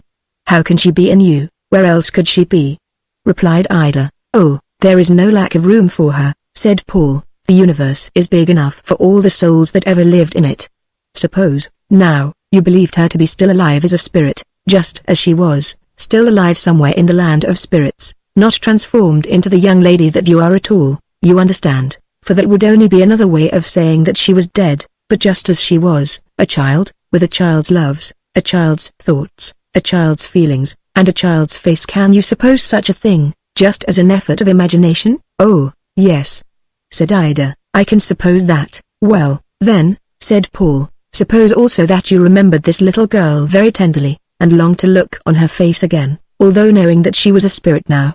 Suppose that you went to a woman having a mysterious power to call up the spirits of the departed, and suppose that she called out the spirit of this child self of yours, and that you recognized it, and suppose that just at that moment the woman died, and her earthly life was transferred to the spirit of the child. so that instead of being a spirit, she became again a living child, but unable to recognize you who loved her so well, because when she lived on Earth, you, of course, had not yet come into existence. Suppose you brought this child home with you. What do you mean? Interrupted Ida, with dilating eyes. You are to that woman, broke in Paul, indicating Miss Ludington, what the child would have been to you. You are bound to her by the same tie by which that little girl would have been bound to you. She remembers and loves you as you would remember and love that child, but you do not know her any more than that child would know you. You both share the name of Ida Ludington, according to the usage of men as to names, but I think there is no danger of your being confounded with each other, either in your own eyes or those of lookers-on. Ida had at last comprehended. The piercing look, expressive of mingled attraction and repulsion, which he fixed upon Miss Ludington, left no doubt of that.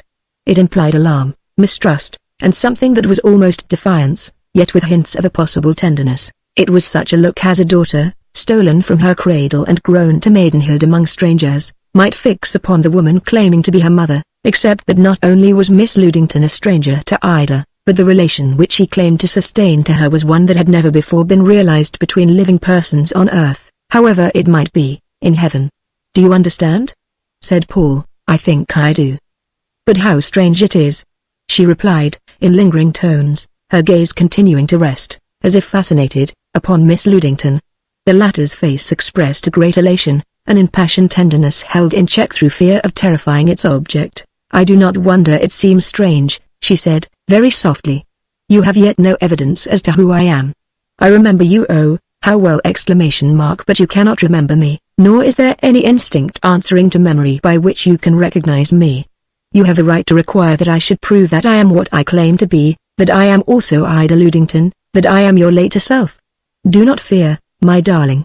I shall be able to convince you very soon. She made Ida sit down, and then went to an ancient secretary, that stood in a corner of the room, and unlocked a drawer, the key to which she always carried on her person. Paul remembered from the time he was a little boy seeing her open this drawer on Sunday afternoons and cry over the keepsakes which it contained. She took out now a bundle of letters, a piece of ribbon, a locket, a bunch of faded flowers, and a few other trifles, and brought them to Ida. Paul left the room on tiptoe. This was a scene where a third person, one might almost say a second person, would be an interloper. When, a long time after, he returned, Miss Ludington was sitting in the chair where Ida had been sitting, smiling and crying, and the girl, with eyes that shone like stars, was bending over her, and kissing the tears away. The night was now almost spent, and the early dawn of midsummer, peering through the windows, and already dimming the lights, warned them that the day would soon be at hand. You shall have your own bedroom, said Miss Ludington. The face of the old lady was flushed, and her high-pitched and tremulous voice betrayed an exhilaration like that of intoxication. You will excuse me for having cluttered it up with my things. Tomorrow I will take them away. You see, I had not dared hope you would come back to me. I had expected to go to you, I and you and I. The girl repeated the words after her, slowly, as if trying to grasp their full meaning as she uttered them. Then a sudden terror leapt into her eyes, and she cried shudderingly, "Oh, how strange it is, you do not doubt it? You do not doubt it still?" exclaimed Miss Ludington, in anguished tones. "No, no," said the girl, recovering herself with an evident effort. "I cannot doubt it. I do not," and she threw her arms about Miss Ludington's neck in an embrace in which, nevertheless, a subtle shrinking still mingled with the impulse of tenderness which had overcome it. When presently Miss Ludington and Ida went upstairs together, the latter, with eager, unhesitating step, led the way through a complexity of roundabout passages, and past many other doors, to that of the chamber which had been the common possession of the girl and the woman. Miss Ludington followed her, wondering, yet not wondering. "It seems so strange to see you so familiar with this house," she said, with a little hysterical laugh, "and yet, of course, I know it is not strange." "No," replied the girl, looking at her with a certain astonishment, "I should think not. It would be strange, indeed, if I were not familiar here. The only strange thing is to feel that I am not at home here, that I am a guest in this house." "You are not a guest," exclaimed Miss Ludington, hurriedly, for she saw the dazed look coming again into the girl's eyes. "You shall be mistress here. Paul and I ask nothing better than to be your servants. To pass from the waking to the dreaming state is in general to exchange a prosaic and matter-of-fact world for one of fantastic improbabilities, but it is safe to assume that the three persons who fell asleep beneath Miss Ludington's roof that morning, just as the birds began to twitter, encountered in dreamland no experiences so strange as those which they had passed through with their eyes opened the previous evening. Chapter 9. The day following, Paul was downstairs before either Ida or Miss Ludington.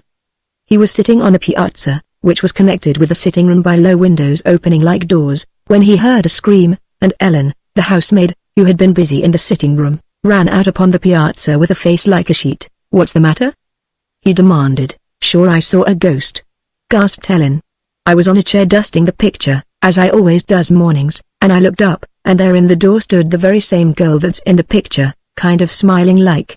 And so I give a yell and run." As she spoke, Ida stepped out upon the piazza, and precipitately sheltering herself behind Paul, Ellen whispered, "Sure the she is now." On seeing that, instead of sharing her terror, he cordially greeted the ghost. The girl's face showed such comical bewilderment that Ida smiled and Paul laughed outright. "This is no ghost, Ellen. This lady is Miss Ida Ludington, a relative of Miss Ludington's, who came to live here last night. I hope ye'll not mind me talking ye for a ghost, miss," said Ellen, confusedly, "but sure ye are the living image of the picture, and me not knowing anybody was in the house more than the family," and she disappeared to tell her story in the kitchen. Ida's appearance was noticeably calmer than the night before. There was, indeed, no indication of excitement in her manner. Paul inquired how she had slept. "I should think you might have had strange dreams," he said. "I did not dream at all. I slept soundly," she replied. "But this morning when I woke up and recognized the familiar features of the room I have always slept in, the same books, the same pictures, the furniture, just as ever, I had to sit down a long time to collect my thoughts and remember what had happened. I could remember it well enough, but to realize it was very hard. And then, when I went to the window and looked out and saw the meeting house and the schoolhouse and the neighbors' houses, just where I have seen them from that window all my life since I was a baby, I had to sit down and think it all over again before I could believe that I was not in Hilton, and last night all a dream." She spoke in a low, even tone, which was so evidently the result of an effort at self-control, that it impressed Paul more than any display of mental perturbation would have done. At this moment Miss Ludington appeared on the piazza with a white, excited face, which, however, as soon as she saw Ida, became all smiles. She had scarcely slept at all. The thought had kept her awake that Ida might vanish as mysteriously as she had come, and be gone at morning. From sheer weariness, however, she had at last fallen into a doze. On awaking she had gone to call Ida, and finding her chamber empty, had hurried downstairs full of apprehension. Immediately after breakfast, Miss Ludington, to whom Ellen's mistake, if mistake it could be called, had been related, took Ida upstairs, and made her exchange her white dress of the fashion of half a century before for one of her own, in order that her appearance might excite less remark among the servants pending the obtaining of a suitable wardrobe from the city. There was another consideration which made the change of costume not only desirable, but necessary. Ida's dress, which had not seemed the night before, to casual examination, to differ from other cloth, had begun to crumble away in a very curious manner. The texture seemed strangely brittle and strengthless. It fell apart at a touch, and was reduced to a fine powder under the pressure of the fingers. She could not possibly have worn it even one day. The dress of Miss Ludington's, for which she exchanged it, had been made for that lady when considerably stouter than at present, but it was with difficulty enlarged sufficiently for the full figure of the girl. Like all but the latest of Miss Ludington's dresses, it was of deepest black, and, strikingly beautiful as Ida had been in white, the funereal hue set off the delicacy of her complexion, the pure expression of her face, and the golden luster of her hair, like fresh revelations. Paul was left pretty much to himself during the day. A large part of it was spent by the ladies in an upstairs chamber, which Miss Ludington had devoted to a collection of mementos of the successive periods of her life from infancy. "Come," she had said to Ida, "I want to introduce you to the rest of the family. I want to make you acquainted with the other Miss Ludingtons who have borne the name between your time and mine." Having been an only child, Miss Ludington's garments, toys, school books, and other belongings had not been handed down to younger brothers and sisters, and eventually to destruction. It had been an easy matter to preserve them, and, consequently, the collection was large and curious, including samples of the wardrobe appertaining to every epoch, from the swaddling clothes of the infant to a black gown of the last year, after the period of youth, however, which I'd represented. The number and interest of the mementos rapidly decreased, and for many years had consisted of nothing more than a few dresses and a collection of photographs, one or two for each year, arranged in order. They numbered not less than 50 in all and covered 37 years, from a daguerreotype of Miss Ludington at the age of 25 to a photograph taken the last month. Between these two pictures there was not enough resemblance to suggest to a casual observer that they were pictures of the same individual. To trace the gradual process of change from year to year during the intervening period, was an employment which never lost its pensive fascination for Miss Ludington.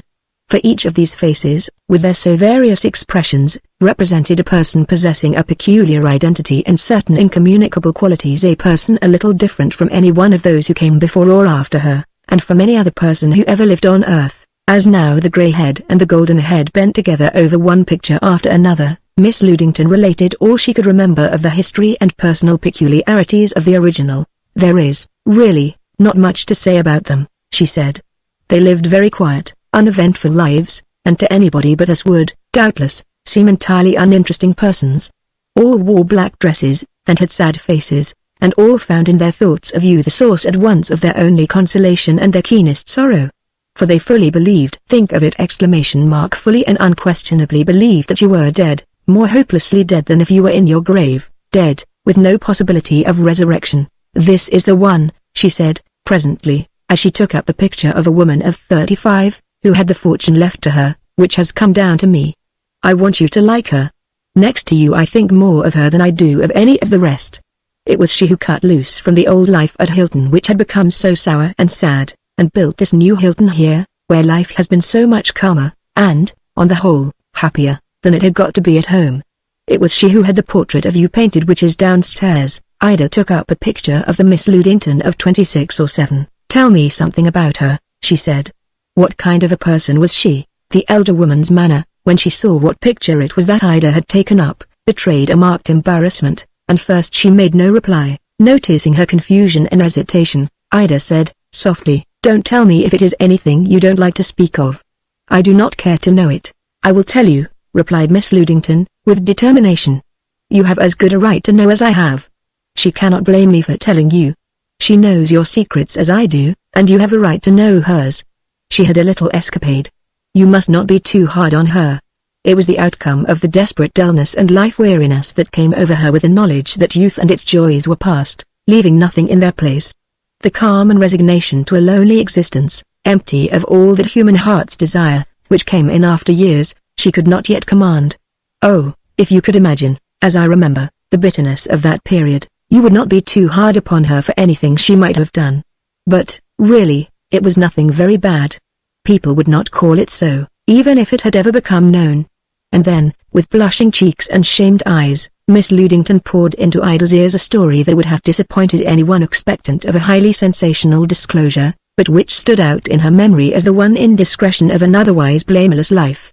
That she imparted it to Ida was the most striking evidence she could have given of the absolute community of interests which she recognized as existing between them.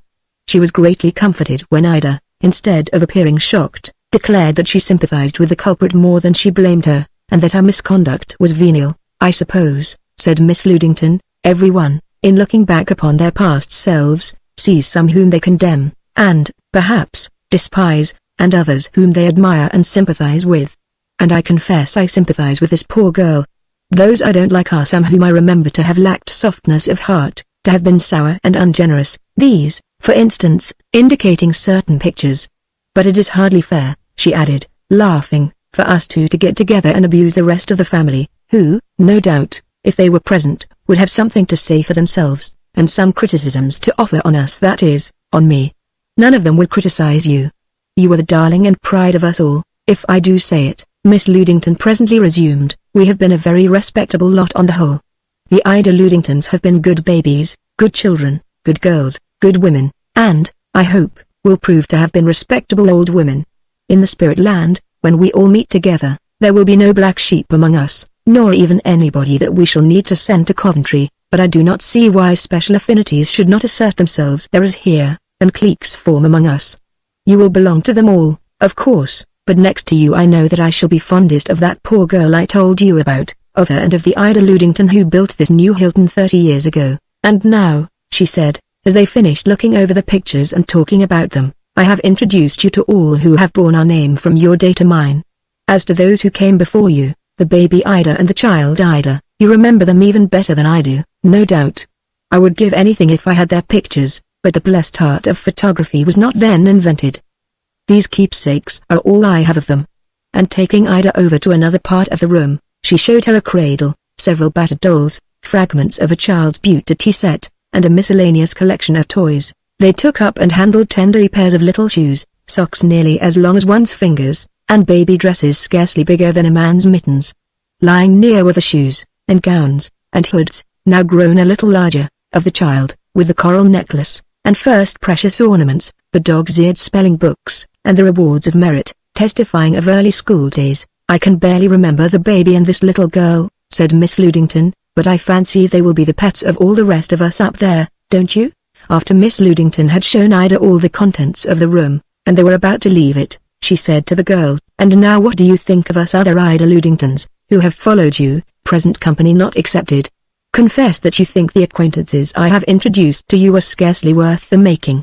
You need not hesitate to say so, it is quite my own opinion. We have amounted to very little, taken all together." "Oh, no," said Ida, quietly, "I do not think that, I would not say that. But your lives have all been so different from what I have always dreamed my life as a woman would be. You have a right to be disappointed in us," said Miss Ludington.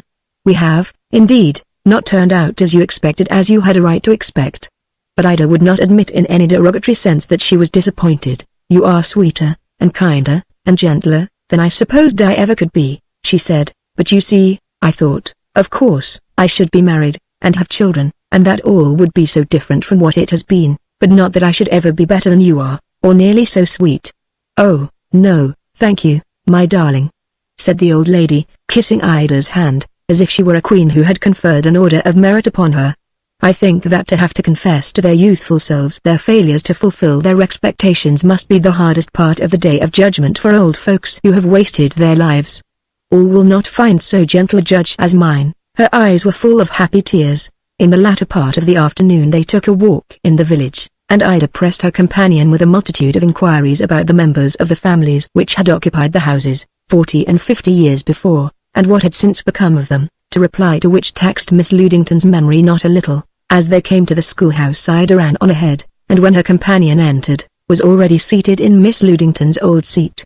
Nothing, perhaps, could have brought home to the latter more strongly the nature of her relationship to Ida than to stand beside her as she sat in that seat. As they fell to talking of the scholars who had sat here and there, Miss Ludington began gently to banter Ida about this and that boyish sweetheart, and divers episodes connected with such topics. "This is unfair," said the girl, smiling. "It is a very one-sided arrangement that you should remember all my secrets while I know none of yours.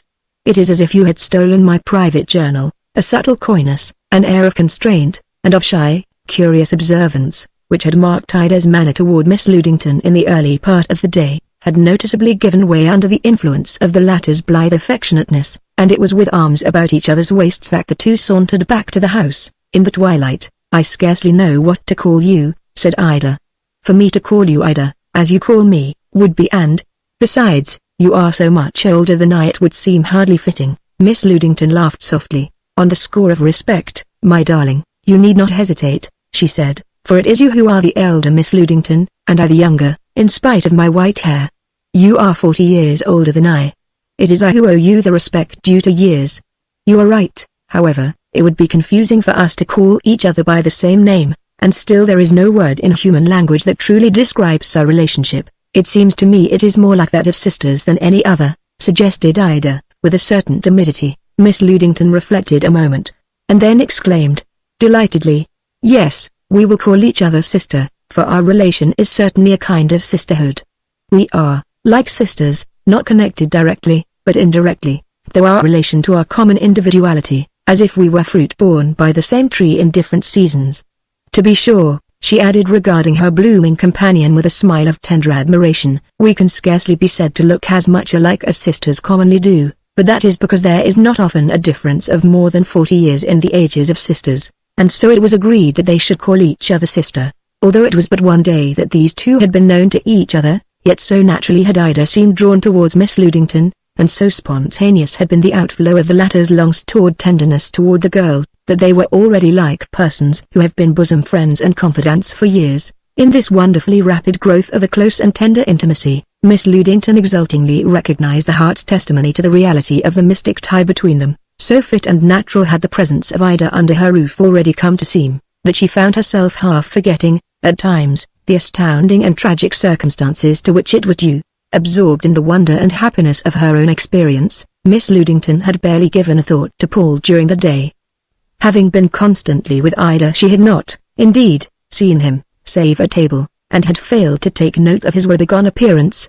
At any other time it would have aroused her solicitude, but it was not strange that on this day she should have had no thought save for herself and her other self. It had, indeed, been a day of strangely mingled emotions for Paul. Supposing a lover was separated from his mistress, and that the privilege of being with her, and spending his days in sight of her, were offered him by some fairy, but only on condition that all memory of him should be blotted from her mind, and that she should see in him merely a stranger. Is it probable, however great might be the desire of such a lover to behold his mistress, that he would consent to gratify it on these terms?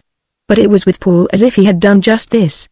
That the sight of his idol should have fallen to his lot on earth, that he should hear the sound of her voice, and breathe the same air with her, was, on the one hand, a felicity so undreamed of, a fortune so amazing, that he sometimes wondered how he could enjoy it, and still retain his senses. But when he met her, and she returned his impassioned look with a mere smile of civil recognition, when he spoke to her, and she answered him in a tone of conventional politeness, he found it more than he could bear. The eyes of her picture were kinder than hers.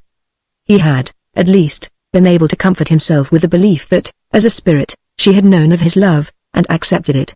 Now, by her incarnation, while his eyes had gained their desire, his heart had lost its consolation. His condition of mind rapidly became desperate. He could not bear to be in Ida's presence. Her friendly, formal accent was unendurable to him. Their blank, unrecognizing expression, as they rested on him in mere kindliness, made her lovely eyes awful to him as a gorgon's. In the early evening he found Miss Ludington alone, and broke out to her, "For God's sake, can't you help me? I shall go mad if you don't." "Why, what do you mean?" she exclaimed, in astonishment. "Don't you see?" he cried. "She does not know me. I have lost her instead of finding her. I, who have loved her ever since I was a baby, am no more than a stranger to her. Can't you see how she looks at me? She has learned to know you, but I am a stranger to her." "But how could she know you, Paul?" "She did not know me till it was explained to her." "I know," he said. "I don't blame her, but at the same time I cannot stand it. Can't you help me with her? Can't you tell her how I have loved her, so that she may understand that at least?" "Poor Paul," said Miss Ludington, soothingly. "In my own happiness I had almost forgotten you. But I can see how hard it must be for you. I will help you. I will tell her all the story. Oh, Paul. Is she not beautiful? She will love you. I know she will love you when she hears it, and how happy you will be, happier than any man ever was. I will go to her now." And, leaving Paul vaguely encouraged by her confidence, she went to find Ida. She came upon her in the sitting room, intently pondering the picture above the fireplace. "I want to tell you a love story, my sister," she said. "Whose love story?" asked Ida. "Your own, but I never had a love story or a lover." "Nobody can possibly know that better than you do." "I will show you that you are mistaken," said Miss Ludington, smiling. "No one ever had so fond or faithful a lover as yours.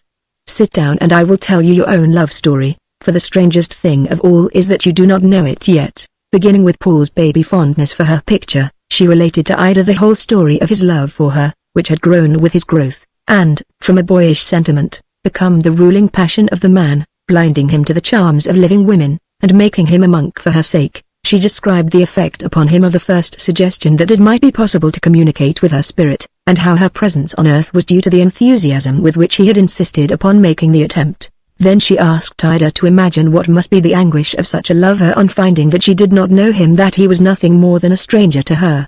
She told her how, in his desperation, he had appealed to her to plead his case and to relate his story, that his mistress might at least know his love, though she might not be able to return it. Ida had listened at first in sheer wonder, but as Miss Ludington went on describing this great love, which all unseen she had inspired, to find awaiting her full grown on her return to earth, her cheek began to flush, a soft smile played about her lips, and her eyes were fixed in tender reverie. "Tell him to come to me," she said, gently, as Miss Ludington finished. When Paul entered, Ida was alone, standing in the center of the room. He threw himself at her feet, and lifted the hem of her dress to his lips. "Paul, my lover," she said softly. At this he seized her hand and covered it with kisses. She gently drew him to his feet. He heard her say, "Forgive me, Paul, I did not know." Her warm breath mingled with his, and she kissed him on the lips. Chapter 10. In the days that followed, Ida was the object of a devotion on the part of Miss Ludington and Paul which it would be inadequate to describe as anything less than sheer idolatry. Her experience was such as a goddess's might be who should descend from heaven and take up her abode in bodily form among her worshippers, accepting in person the devotion previously lavished on her effigy. With Miss Ludington this devotion was the more intense as it was but a sublimed form of selfishness, like that of the mother's to her child, whom she feels to be a part, and the choicest part, of her own life. The instinct of maternity, never gratified in her by the possession of children, asserted itself toward this radiant girl, whose being was so much closer to hers than even a child's could be, whose life was so wonderfully her own and yet not her own, that, in loving her, self-love became transfigured and adorable. She could not have told whether the sense of their identity or their difference were the sweeter. Her delight in the girl's loveliness was a transcendent blending of a woman's pleasure in her own beauty and a lover's admiration of it. She had transferred to Ida all sense of personal identity excepting just enough to taste the joy of loving, admiring, and serving her. To wait upon her was her greatest happiness. There was no service so menial that she would not have been glad to perform it for her, and which she did not grudge the servants the privilege of rendering. The happiness which flooded her heart at this time was beyond description.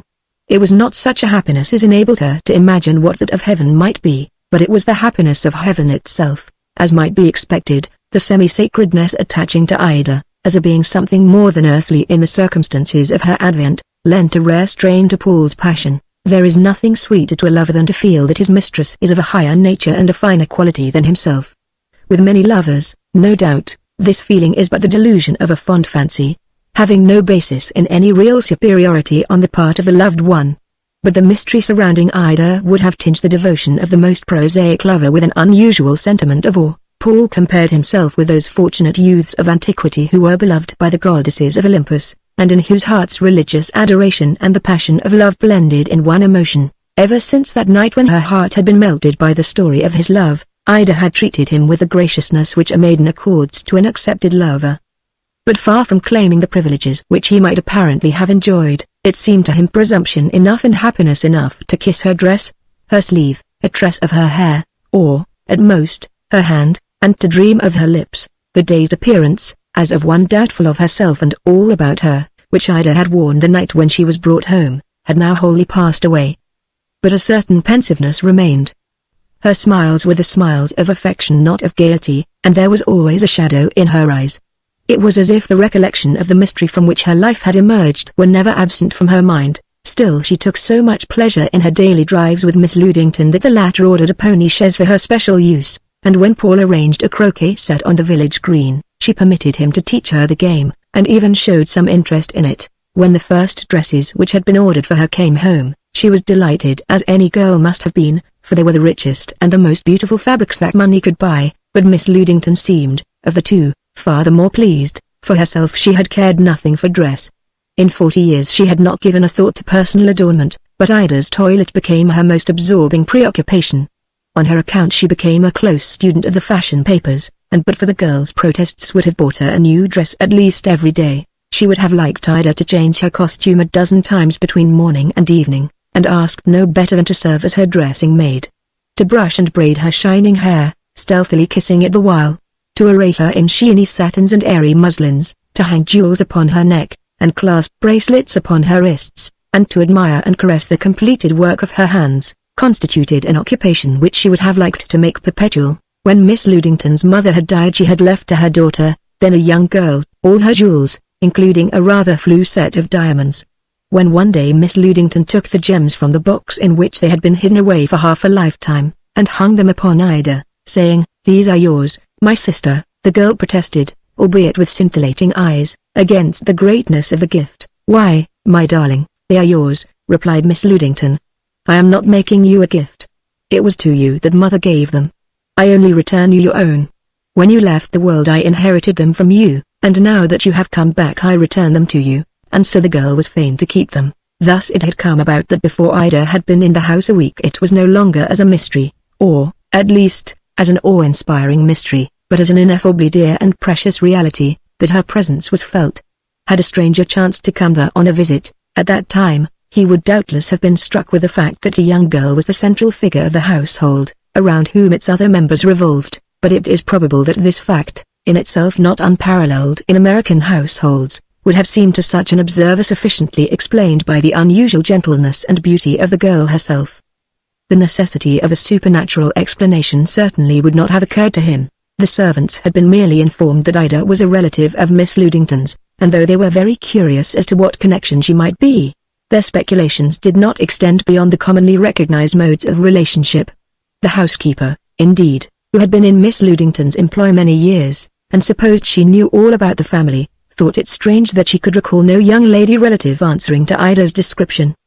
But as she found that her most ingenious efforts entirely failed to extract any information on the subject from Miss Ludington, Paul, or Ida herself, she was obliged, like the rest, to accept the bare fact that the newcomer was Miss Ida Ludington, and that she was somehow related to Miss Ludington, a fact speedily supplemented by the discovery that to please Miss Ida was the surest way to the favor of Miss Ludington and Mr. Paul. On that score, however, there was no need of any special inducement. Ida's sweet face, and gracious, considerate ways, having already made her a favorite with all who were attached to the household. It was 10 days or a fortnight after Ida had been in the house that Miss Ludington received a letter from Dr. Hull, in which the gentleman said that he should do himself the honor of calling on her the following day. He said she might be interested to know that he had already received several communications from Mrs. Legrand, through mediums, in which she had declared herself well content to have died in demonstrating so great a truth as that immortality is not individual, but personal.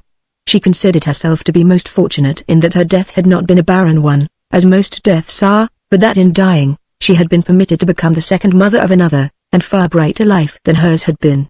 She felt that she had made a grand barter for her own earthly existence, which had been so sick and weary. The bulk of Dr. Hull's letter, which was quite a long one, consisted of further quotations from Mrs. Legrand's communications. She said that she had been welcomed by a great multitude of spirits, who to her had owed the beginning of their recognition on earth, and that their joy over this discovery, which should bring consolation to many mournful mortals, as well as to themselves, was only equalled by their wonder that it had not been made years before. It appeared that, since intercourse between the two worlds had first begun, it had been the constant effort of the spirits to teach this truth to men, but the stupid refusal of the latter to comprehend had till now baffled every attempt. How it had been possible that men who had reached the point of believing in immortality at all should be content to rest in the inadequate and preposterous conception that it only attached to the latest phase of the individual, was the standing wonder of the spirit world. It was as if one should throw away the contents of a cup of wine, and carefully preserve the dregs in the bottom. That so loose an association of personalities as the individual, and those personalities so utterly diverse, no two of them even alive at the same time, should have impressed even the most casual observer as a unit of being a single person was accounted a marvel by the angels. If men had believed all the members of a family to have but one soul among them, their mistake would have been more excusable, for the members of a family are, at least, alive at the same time, while the persons of an individual are not even that. Dr. Hull said that he had gathered from Mrs. Legrand's communications that she had seen many things which would teach mortals not to grieve for their departed friends, as for shades exiled to a world of strangers. To such mourners she sent word that their own past selves, who have likewise vanished from the earth, are keeping their dear dead company in heaven. And far more congenial company to them are these past selves than their present selves would be, who, through years and changes since their separation, have often grown out of sympathy with the departed, as they will find when they shall meet them. The aged husband, who has mourned all his life the bride taken from him in girlhood, will find himself well nigh a stranger to her, and his mourning to have been superfluous, for all these years his own former self, the husband of her youth, has borne her company. Dr. Hull said, in closing, that, as probably Miss Ludington would presume, his particular motive in making bold to break in upon her privacy was a desire, which he was sure she would not confound with vulgar curiosity, to see again the young lady who had succeeded to his friend's earthly life in so wonderful a manner, and to learn, what, if any, were the later developments in her case. He was preparing a book upon the subject, in which, of course without giving the true names, he intended to make the facts of the case known in the world. Its publication, he felt assured, would mark a new departure in spiritualism. Miss Ludington read the letter aloud to Ida and Paul, as all three sat together in the gloaming on the piazza. As Paul from time to time, during the reading, glanced at Ida he noticed that she kept her face averted. "I am glad," said Miss Ludington, as she finished the letter, "that Mrs. Legrand is happy. It is so hard to realize that about the dead.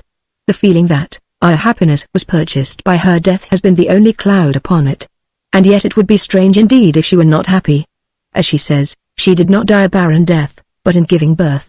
And it was no tiny infant's existence, of doubtful value, that she exchanged her life for, but a woman's in the fullness of her youth and beauty.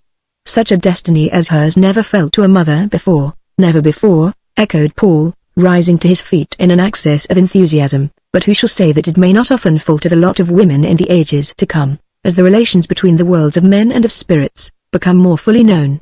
The dark and unknown path that Ida trod that night back to our world will, doubtless, in future times, become a beaten and lighted way. This woman through whom she lives again did not die of her own choice, but I do not find it incredible that many women will hereafter be found willing and eager to die as she did, to bring back to earth the good, the wise, the heroic, and beloved. The world will never need to lose its heroes then, for there will never lack ardent and devoted women to contend for such crowns of motherhood. He stopped abruptly, for he had observed that Ida's face betrayed acute distress. "Forgive me," he said. "You do not like us to talk of this." "I think I do not," she replied, in a low voice, without looking up. "It affects me very strangely to think about it much. I would like to forget it if I could and feel that I am like other people." She had, in fact, shown a marked and increasing indisposition almost from the first to discuss the events of that wonderful night at Mrs. Legrand's. After having had the circumstances once fully explained to her, she had never since referred to them of her own accord. She apparently had the shrinking which any person, and especially a woman, would naturally have from the idea of being regarded as something abnormal and uncanny, and mingled with this was, perhaps, a certain sacred shamefacedness, at the thought that this most intimate and vital mystery of her second birth had been witnessed and was the subject of curious speculations. Chapter 11. The ladies were out driving, the following afternoon, when Dr. Hull arrived, but Paul was at home. He brought out some cigars, and they made themselves comfortable on the piazza. Dr. Hull was full of questions about Ida.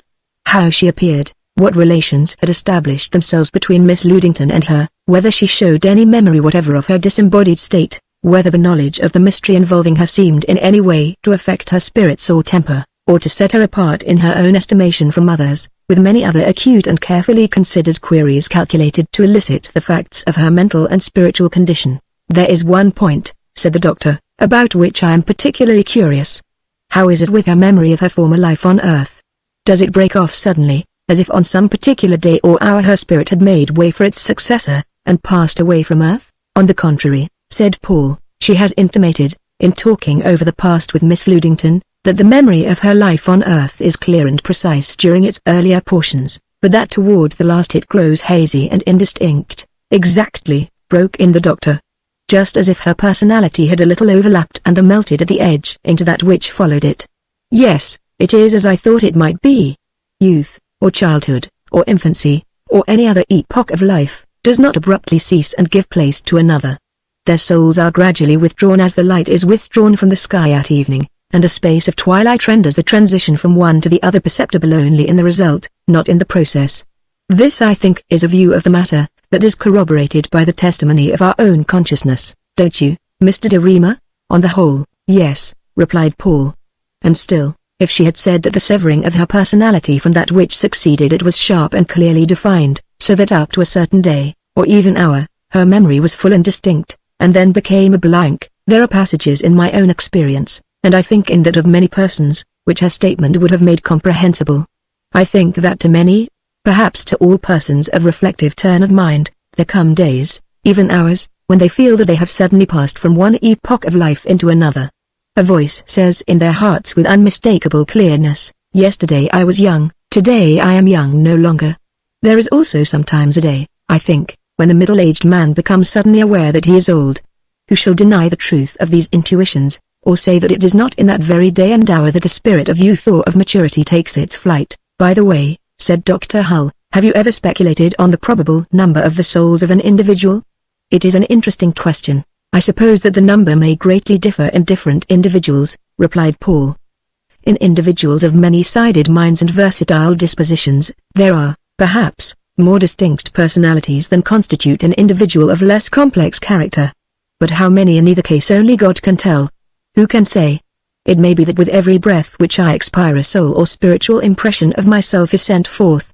The universe is large enough even for that.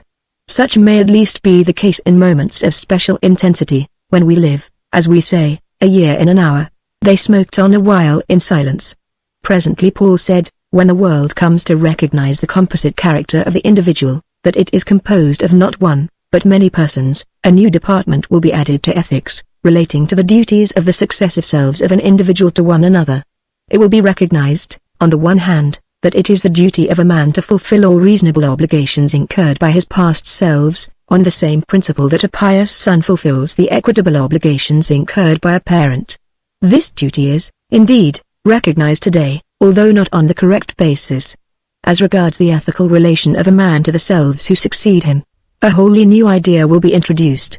It will be seen that the duty of a man to lead a wise life, to be prudent, to make the most of his powers, to maintain a good name, is not a duty to himself, merely an enlightened selfishness, as it is now called, but a genuine form of altruism, a duty to others, as truly as if those others bore different names instead of succeeding to his name.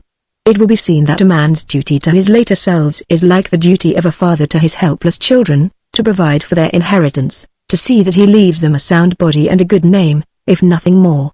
It will be perceived that the man who is charitably called his own worst enemy, is not only no better, but worse, than if he were the enemy of his neighbors, because he is blasting coming lives that have a far nearer claim upon him than any neighbor can have. There will arise, also, in that day, I fancy, said Paul, some rather delicate questions, as to how far a man may properly bind his future selves by pledges and engagements which he has no means of knowing will meet with their approval, and which may quite possibly prove intolerable yokes to them. Ah! Exclaimed the doctor, that is indeed an interesting point. And, meanwhile, I should say the intelligible discussion of these questions will involve a modification in grammatical usage. If we believe that our present selves are distinct persons from our past selves, it is manifestly improper to use the first person in speaking of our past selves. Either the third person must be used, or some new grammatical form invented. Yes, said Paul. If entire accuracy is sought, the first person cannot be properly employed by anyone in referring either to his past or his future selves, to what has been done or to what will be done by them. At this moment the carriage drew up before the house, and Paul helped the ladies out. Miss Ludington greeted Dr. Hull cordially, and stopped upon the piazza in hat and shawl to talk with him. But Ida merely bowed stiffly, with lowered eyes, and passed within. Before they were called to tea, Paul found an opportunity to tell the doctor how sensitive Ida was to any discussion of the mystery connected with her, and to suggest that at table any direct reference to the subject should be avoided.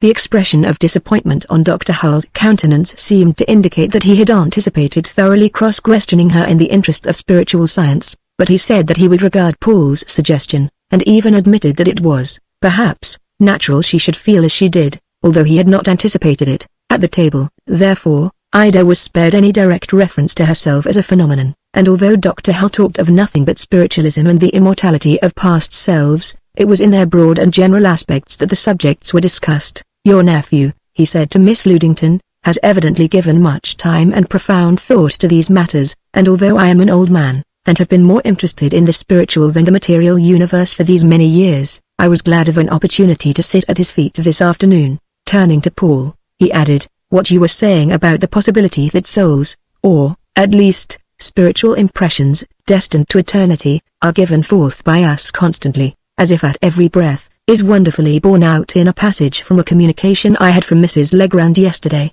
to which I meant to have alluded at the time you were speaking. She said that those who supposed that the spirit land contained only one soul for every individual that had ever lived had no conception of its vastness, and that the stream of souls constantly ascending is like a thick mist rising from all the earth. The phrase struck me as strangely strong, but I couldn't conceive now how she might have come to use it. What is your conjecture, or have you none at all? He added, after a moment's thought, still addressing Paul, as to the relation which will exist in the spirit land among the several souls of the same individual. It seems to me, said Paul, that the souls of an individual, being contemporaneous over there, and all together in the eternal present, will be capable of blending in a unity which here on earth, where one is gone before another comes, is impossible. The result of such a blending would be a being which, instead of shining with the single ray of a soul on earth, would blaze from 100 facets simultaneously. The word individual, as applied here on earth, is a misuse of language. It is absurd to call that an individual which every hour divides. Their earthly stage of human life is so small that there is room for but one of the persons of an individual upon it at one time. The past and future selves have to wait in the side scenes.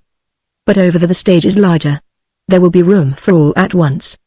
The idea of an individual, all whose personalities are contemporaneous, may be realized, and such an individual would be, by any earthly measurement, a god. But there are many individuals, he pursued after a pause, of which we cannot imagine a blending of the successive persons to be possible. There, for instance, are cases where there exist radical and bitter oppositions and differences of character and propensity between the youth and the manhood of the individual. In the case of such ill-assorted personalities, a divorce ex vinculo individui may be the only remedy, and, possibly, the parties to it may be sent back to earth, to take their chances of finding more congenial companions. Ida had not said a word during the time they had sat at table. She had, indeed, scarcely lifted her eyes from her plate. As they rose she challenged Paul to a game at croquet, for which the twilight left ample opportunity. Miss Ludington and Dr. Hull sat upon the piazza in full view of the players. "What do you call her?" he asked, abruptly, after a pause in their conversation. "Why, we call her Ida, of course," replied Miss Ludington, with some surprise. "What else could we call her? Is not her name Ida Ludington?" "On my own account," said Dr. Hull, "I should not have needed to ask you, because I am acquainted with the circumstances of the reassumption of her earthly life and name. But how would you introduce her to one who was not so acquainted to anyone, in fact, besides yourself, your nephew, and myself, in the same way, I suppose," replied Miss Ludington. "Precisely," said the doctor. "But if they were acquainted with your family, or if they took any special interest in her, would they not want to know what was the nature of her relationship to you? She could not be your daughter. They would ask what was her connection with your family. To tell them the truth would be of no use at all, for no one on earth would believe what we know to be true, nor could I blame them, for I, myself, would not have believed it if I had not been a witness." Miss Ludington was silent a while. Then she said, "It does not matter, we see few, I may say no strangers, or even acquaintances, we live alone. It is enough that we know her." "Yes," replied the doctor. "It is, indeed, quite another thing to what it would be if you had a large circle of acquaintances. So long as you live, it is not important, and I presume that your health is good." "What is it that is not important?" demanded Miss Ludington. "Why, that she should have a name," replied the doctor, lifting his eyebrows with an expression of slight surprise. "Unfortunately, the courts do not recognize such a relation as exists between you and this young lady. You are the only Miss Ludington in the eye of the law, and she is non-existent, or, at least, an anonymous person. She has not so much as a name sign on a hotel register. But so long as you live to look after her she is not likely to suffer." "But I may die," exclaimed Miss Ludington. "In that case it would be rather awkward for her," said the doctor. "She would die with you in the eye of the law." And here he branched off into rather a fantastical discourse on the oddities and quiddities of the law and lawyers, against whom he seemed to have a great grudge. "But, Dr. Hull, what can I do about it?"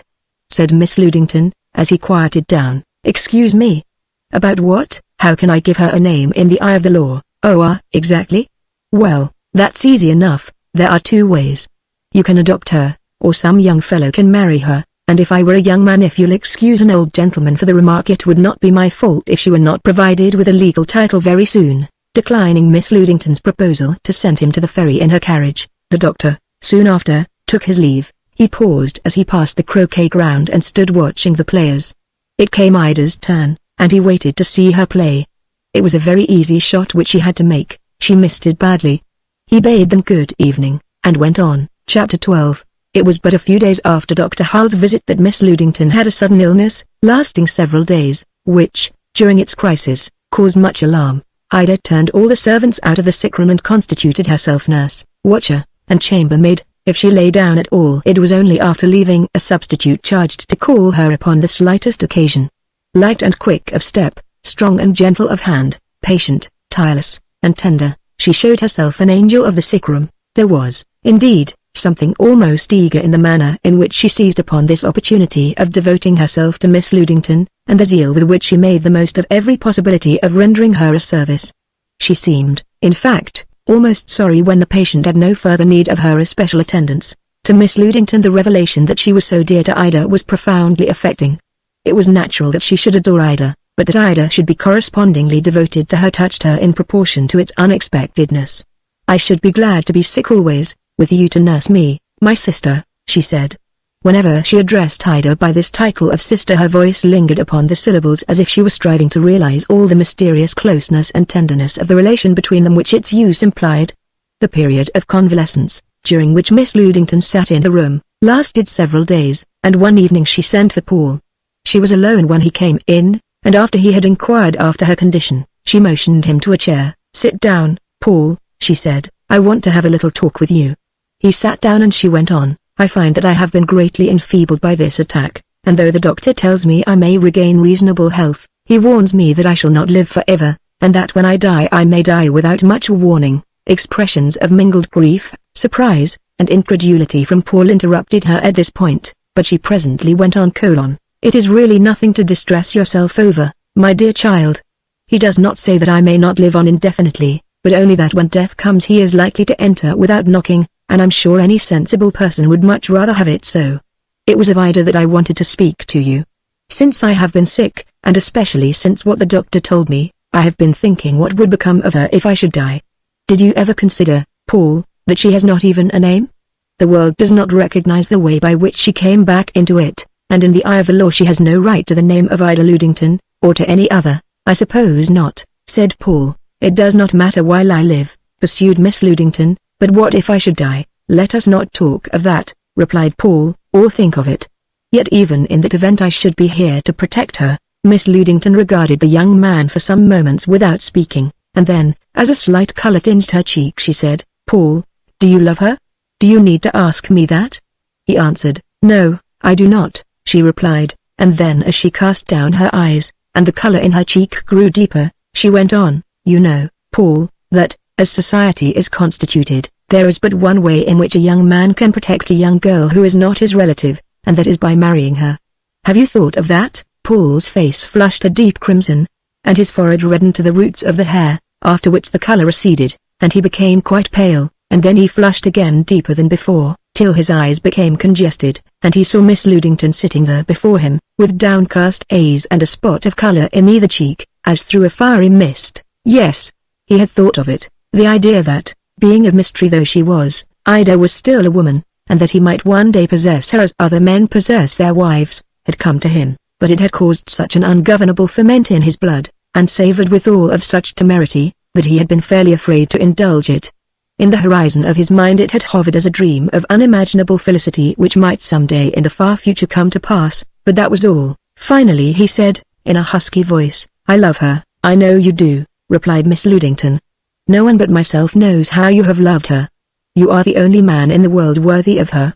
But you are worthy even of her." "But she would not marry me," said Paul. "She is very good to me, but she has never thought of such a thing. It is I that love her, and she is very good to let me, but she does not love me." "How should she?" "I think she does," said Miss Ludington, with a tone of quiet assurance. "I have never said anything to her about it, but I have observed her. A woman can generally read a woman in that particular, and it would be especially strange if I could not read her. I do not think that you need to be afraid of her answer. I shall not hurt her by a word, but if she is willing to be your wife, it will be by far the best way her future could be provided for. Then, however soon I might die, she would not miss me." Paul had heard distinctly only her first words, in which she had stated her belief that Ida loved him and would probably be his wife. This intimation had set up such a turmoil in his brain that he had not been able to follow what she had subsequently said. There was a roaring in his ears. Her voice seemed to come from very far away, nor did he remember how long afterwards it was that he left her. As he went downstairs the door of the sitting room stood open, and he looked in. Ida sat there reading. The weather was very warm, and her dress was some gauzy stuff of a pale green tint which set off her yellow hair and bare arms and throat with sumptuous effect. She was a ravishing symphony in white, pale green, and gold. She had not heard his approach, and was unconscious of his gaze. As he thought of her as the woman who might be his wife, he grew so faint with love, so intimidated with a sense of his presumption in hoping to possess this glorious creature, that, not daring to enter, he fled out into the darkness to compose himself. No experience of miscellaneous flirtations, or more or less innocent dalliance, had ever weakened the witchery of woman's charms to him, or dulled the keenness of his sensibility to the heaven she can bestow. For an hour he wandered about the dark and silent village street, waiting for the tumult of his emotions to subside sufficiently to leave him in some degree master of himself. When at last he returned to the house, his nerves strung with the resolution to put his fortune to the test, Ida was still in the sitting room where he had left her. Miss Ludington's conversation with Paul had left her in a mood scarcely less agitated than his. The sensation with which she had watched his devotion to Ida during the past weeks had been a sort of double consciousness, as if it were herself whom Paul was wooing, although at the same time she was a spectator. The thoughts and emotions which she ascribed to Ida agitated her almost as if they had been experienced in her proper person. It was a fancy of hers that between herself and Ida there existed a species of clairvoyance, which enabled her to know what was passing in the latter's mind, a completeness of rapport never realized between any other two minds, but nothing more than might be expected to attend such a relationship as theirs, being a foretaste of the tie that joins the several souls of an individual in heaven.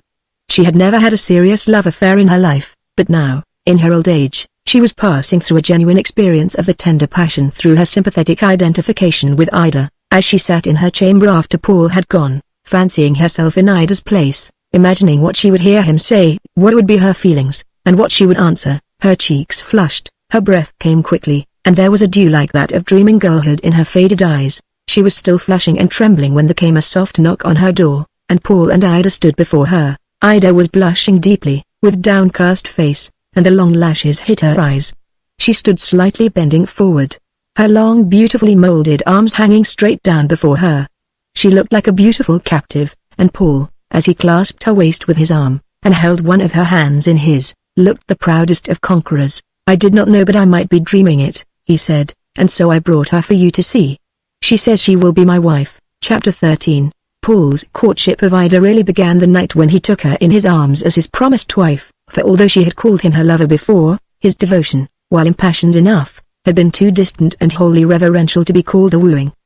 But the night of their betrothal his love had caught from her lips a fire that was of earth, and it was no longer as a semi-spiritual being that he worshipped her, but as a woman whom it was no sacrilege to kiss 1,000 times a day, not upon her hand, her sleeve, or the hem of her dress, but full upon the soft warm mouth. This transformation of the devotee into the lover on his part was attended by a corresponding change in Ida's manner toward him. A model relieved from a strained pose could not show more evident relief than she did in stepping down from the pedestal of a tutelary saint, where he had placed her, to be loved and caressed like an ordinary woman, for if the love had at first been all on his side, it certainly was not now. "I'm so glad," she said one day, "that you have done with worshipping me.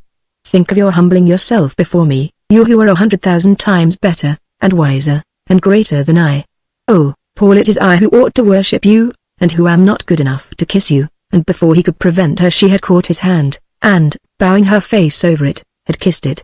As he drew it away he felt that there were tears upon it. It was evening, and he could not see her face distinctly. "Darling," he exclaimed, "what is the trouble?" "Oh, nothing at all," she replied. "It is because I am in love, I suppose." Whether it was because she was in love or not, it is certain that she took to crying very often during these days. Her manner with her lover, too, was often strangely moody. Sometimes she would display a gaiety that was almost feverish, and shortly after, perhaps, he would surprise her in tears. But she always declared that she was not unhappy, and, unable to conceive of any reason why she should be, Paul was fain to conceive that she was merely nervous. The absorption of the lovers in each other's society naturally left Miss Ludington more often alone than before, but Ida was very far from neglecting her for her lover. Her care for her since her sickness was such as a daughter might give to a beloved and invalid mother. It was an attention such as the lonely old lady had never enjoyed in her life, or looked for, and would have been most grateful to have had from anyone, but how much more from Ida.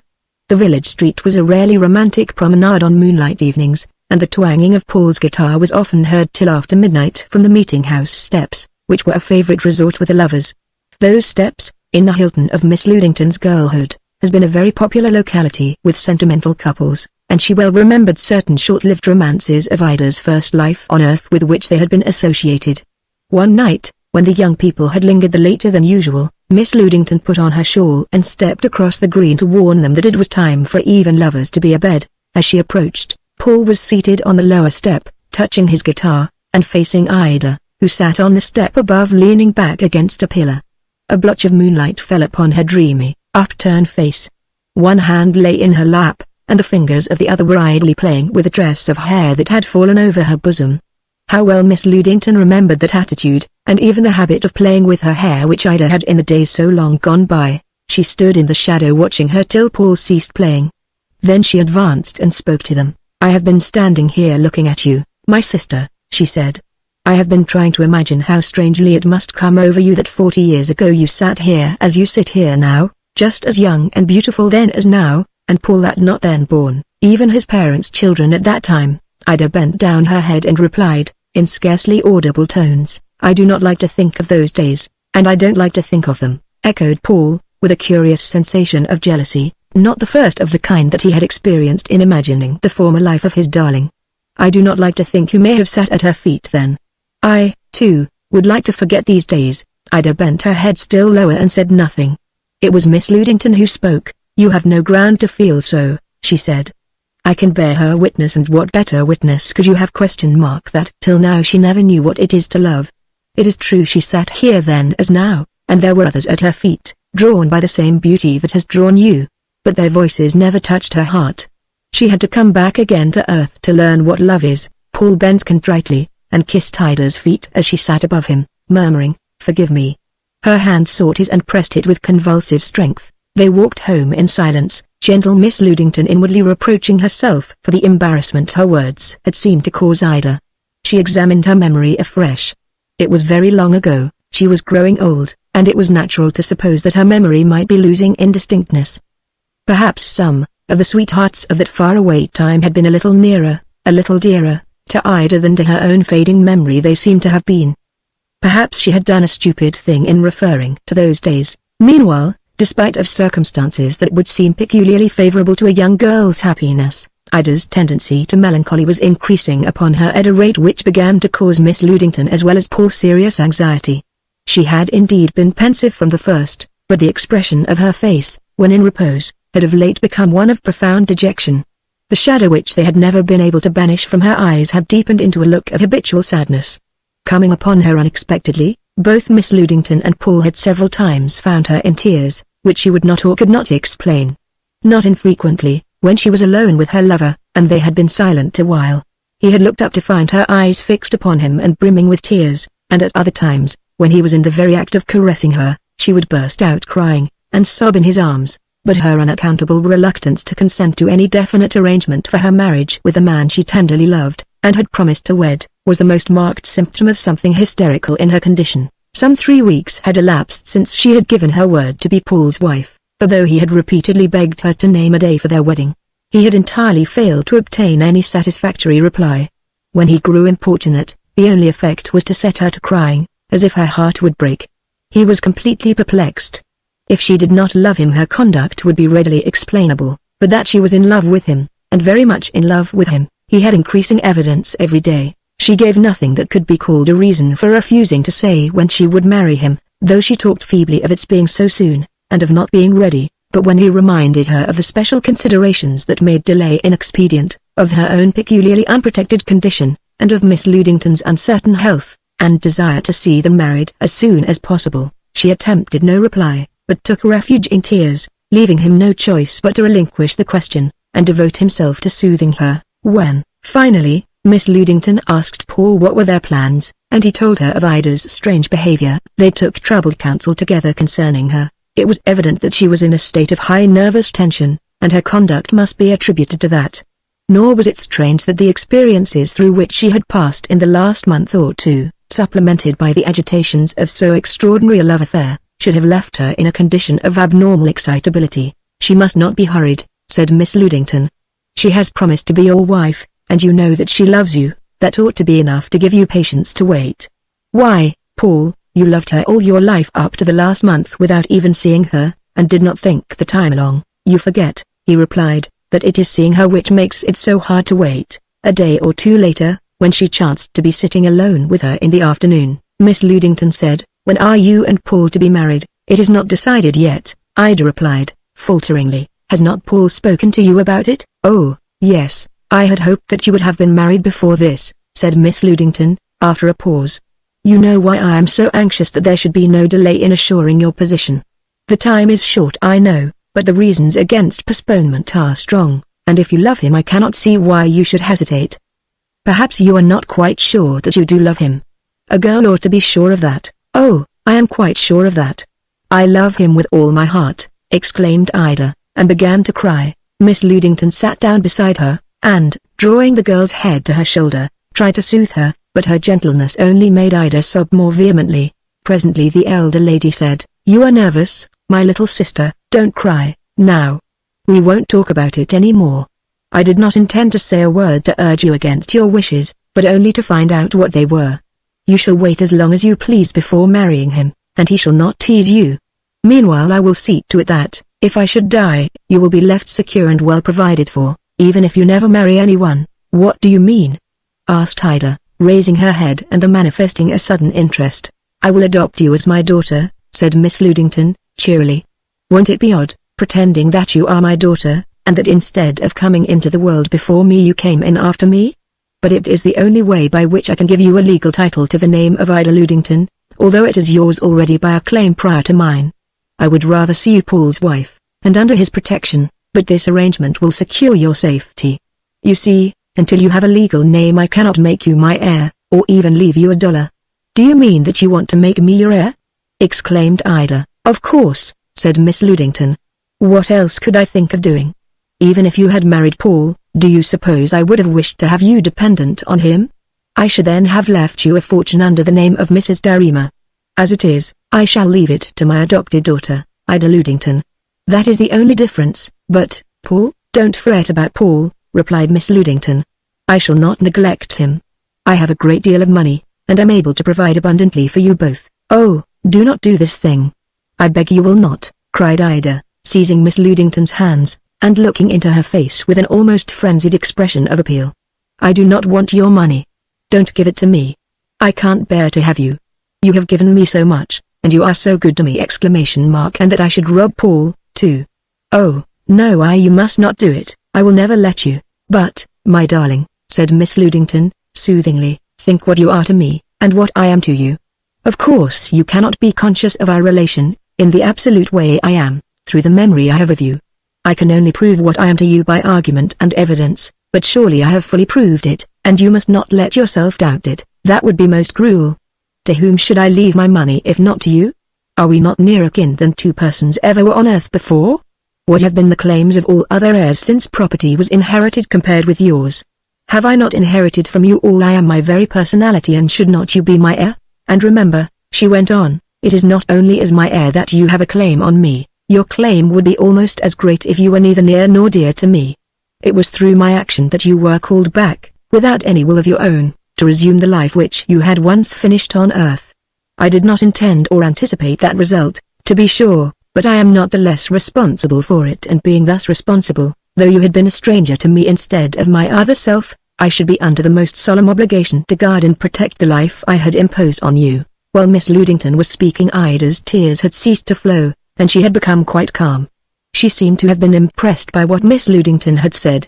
At least she offered no further opposition to the plan proposed. "I am very anxious to lose no time," said Miss Ludington, presently, "and I think we had better drive into Brooklyn the first thing tomorrow morning, and see my lawyer about the necessary legal proceedings." "Just as you please," said Ida, and presently, pleading a nervous headache, she went to her room and remained there the rest of the afternoon. Meanwhile Paul had seen Miss Ludington, and she had told him of her talk with Ida, and its result. The young man was beside himself with chagrin, humiliation, and baffled love. The fact that Ida had consented to the plan of adoption showed beyond doubt that she had given up all idea of being his wife, at least for the present, and possibly of ever marrying him at all. Why had she dealt with him so strangely? Why had she used him with such cruel caprice? Was ever a man treated so perversely by a woman who loved him? Miss Ludington could only shake her head as he poured out his complaints to her. Ida's contradictory behavior was as much a puzzle to her as to him, and she deplored it scarcely less. But she insisted that he should not trouble the girl by demanding explanations of her, as that, by vexing her, would only make matters worse. If, indeed, Paul had any disposition to take the attitude of an aggrieved person, it vanished when he met Ida at the tea table. The sight of her swollen eyes and red lids, and the piteous looks of deprecating tenderness which from time to time she bent on him, left room for nothing in his heart but a great love and compassion. Whatever might be the secret of this strange caprice, it was evidently no mere piece of wantonness. She was suffering from it as much as he. He tried to get a chance to talk with her, but Miss Ludington, feeling slightly ill, went to her room directly after tea, and Ida accompanied her to see that she was properly cared for, and got comfortably to bed. After waiting a long while for her to come downstairs, Paul concluded that she did not intend to appear again, and went off for a walk, in the hope thereby of regaining something of his equanimity. It was about 10 o'clock when he returned home. As he came in sight of the house he saw by the light reflected from the sitting room windows that there was someone upon the piazza. As he came nearer he perceived that it was Ida. She was sitting sidewise upon a long, cane-bottomed settee, and her arms were thrown upon the back of it to form a sort of pillow on which her head rested. His tread upon the turf was inaudible, and she neither saw nor heard him as he approached, nor when, softly mounting the steps, he stood over her. She was indeed sobbing with such violence that she could not have been easily sensible of anything external. Paul had never heard such piteous weeping. He had never seen much of women's crying, and he did not know what abandonment of grief their tender frames can sustain, grief that seemingly would kill a man if he could feel it. Long, gurgling sobs followed one another as the waves of the sea sweep over the head of a straggling swimmer. Every now and then they were interrupted by sharp cries of exquisite anguish, such as might be wrung out by the sudden twist of a rack, and then would come a low, shrill crooning sound, almost musical, beyond which it seemed grief could not go. The violence of the paroxysm would pass, and she would grow calmer, drawing long, shuddering breaths as she struggled back to self-control. Then a quick panting would begin and grow faster and faster, till another burst of sobs shook her like a leaf in the storm. In very awe of such great grief Paul stood a while silently over her, the tears filling his own eyes and running down his cheeks unheeded. She had wept something like this, though nothing like so long or so bitterly, on former occasions, when he had urged her with special vehemence to fix a day when she would fulfill her promise to be his wife. Now, as he pondered the piteous spectacle before him, the thought came over him that his first reverential instinct concerning her, that despite her resumption of a mortal form she was something more than mortal, was true, and that he had done wrong in so far forgetting it as to urge her to be his wife as if she were merely a woman like others. She herself did not know it, but surely this exceeding cruel crying was nothing else but the conflict between the love of the woman which went out to her earthly lover, and would fain make him happy, and the nature of the inhabitant of heaven, where there is neither marrying nor giving in marriage. This was the key to her inexplicable sorrow during the past weeks. This explained why, though she loved him so tenderly, the thought of becoming his wife was so intolerable to her. So be it. Her nature could not sink to his, but his should rise to hers. This brief dream of earthly passion must pass. Better 1,000 times that he should be disappointed in all that is dear to the heart of a man, than that he should grieve her thus. In that moment it did not seem hard to him to sacrifice the hopes of the man to the devotion of the lover. By one great effort he rose again to the level of the ascetic passion that had glorified his life up to these last delirious weeks. She had brought heaven to earth for him, but it should still be heaven, since her happiness demanded it, and having reasoned thus, at last, for there seemed no end of her weeping, or any diminution of its bitterness, he touched her. She started, and turned her streaming eyes to him, then, seeing who it was, threw her arms around his neck, and, as he sat beside her, laid her head on his shoulder clinging to him convulsively. "You don't believe I love you, Paul, and I can't blame you for it. I can't blame you," she sobbed, "but I do. Oh, I do believe it. I know it," he said. "Don't think that I doubt it, and don't cry now, for after this your love shall be enough for me. I will not trouble you any more with importunings to be my wife. I have been very cruel to you. It is because I love you that I will not marry you," she sobbed. "Promise me you will never doubt that. Don't ask me to explain to you why it is, only believe me. I think I understand why it is already," he replied, gently. "I was very dull not to know before. If I had known, I should not have caused you so much grief." She raised her head from his shoulder. "What is it that you know?" she asked, quickly. He thereupon proceeded to tell her, in tenderest words of reverence, what, in his opinion, was the mystical cause, unsuspected, perhaps, even by herself, of her unconquerable repugnance to the idea of being his wife, truly as he knew she loved him. He blamed himself that he had not recognized the sacred instinct which had held her back, but in his selfish blindness had gone on urging her to do violence to her nature. Now that his eyes were opened he would not grieve her any more. Her love alone should satisfy and bless him. Earthly passion should no more vex her serenity. When he first began to speak she had regarded him with evident astonishment. As the meaning of his words became clear to her she had turned her face away from him and covered it with both her hands, as a person does under an overpowering sense of shame. She did not remove them until he had finished, when she rose abruptly. Light enough came from the windows behind them for him to see that her cheeks and forehead were crimson. "I think I may as well go now," she said. "Goodbye." And in another moment he found himself alone, not a little astonished at the suddenness of her departure. Chapter 14. Ida passed with a quick step through the sitting room and upstairs to her bedroom, where she locked the door and threw herself upon the bed in a paroxysm of tearless sobbing. "I believe I have no more tears left," she whispered, as at last she raised herself and arranged her disheveled hair. She sat a while in waffle reverie upon the edge of the bed, and then crossed the room to a beautiful writing desk which Miss Ludington had given her. She opened it, and, taking out several sheets of paper, prepared to write. "If I had not run upstairs that moment," she murmured, "I must have told him the whole horrible story. But it is better this way. I believe it would have killed me to see the look on his face. Oh, my darling, my darling. What will you think of me when you know?" And then she sat down to write. She stopped so many times to cry over it that it was midnight when the writing was finished. It was a letter, and the superscription read as follows: "To my lover, Paul, who will never love me any more after he reads this, but whom I shall love forever. This letter will explain to you why my room is empty this morning. I could stand it no longer, to be loved and almost worshipped, by those whom I was basely deceiving. And so I have fled. You will never see me or hear from me again, and you will never want to after you have read this letter. All the jewelry and dresses, and everything that Miss Ludington has given me, I have left behind, except the clothes I had to have to go away in, and these I will return as soon as I get where I am going. Oh, my poor Paul. I am no more Ida Ludington than you are.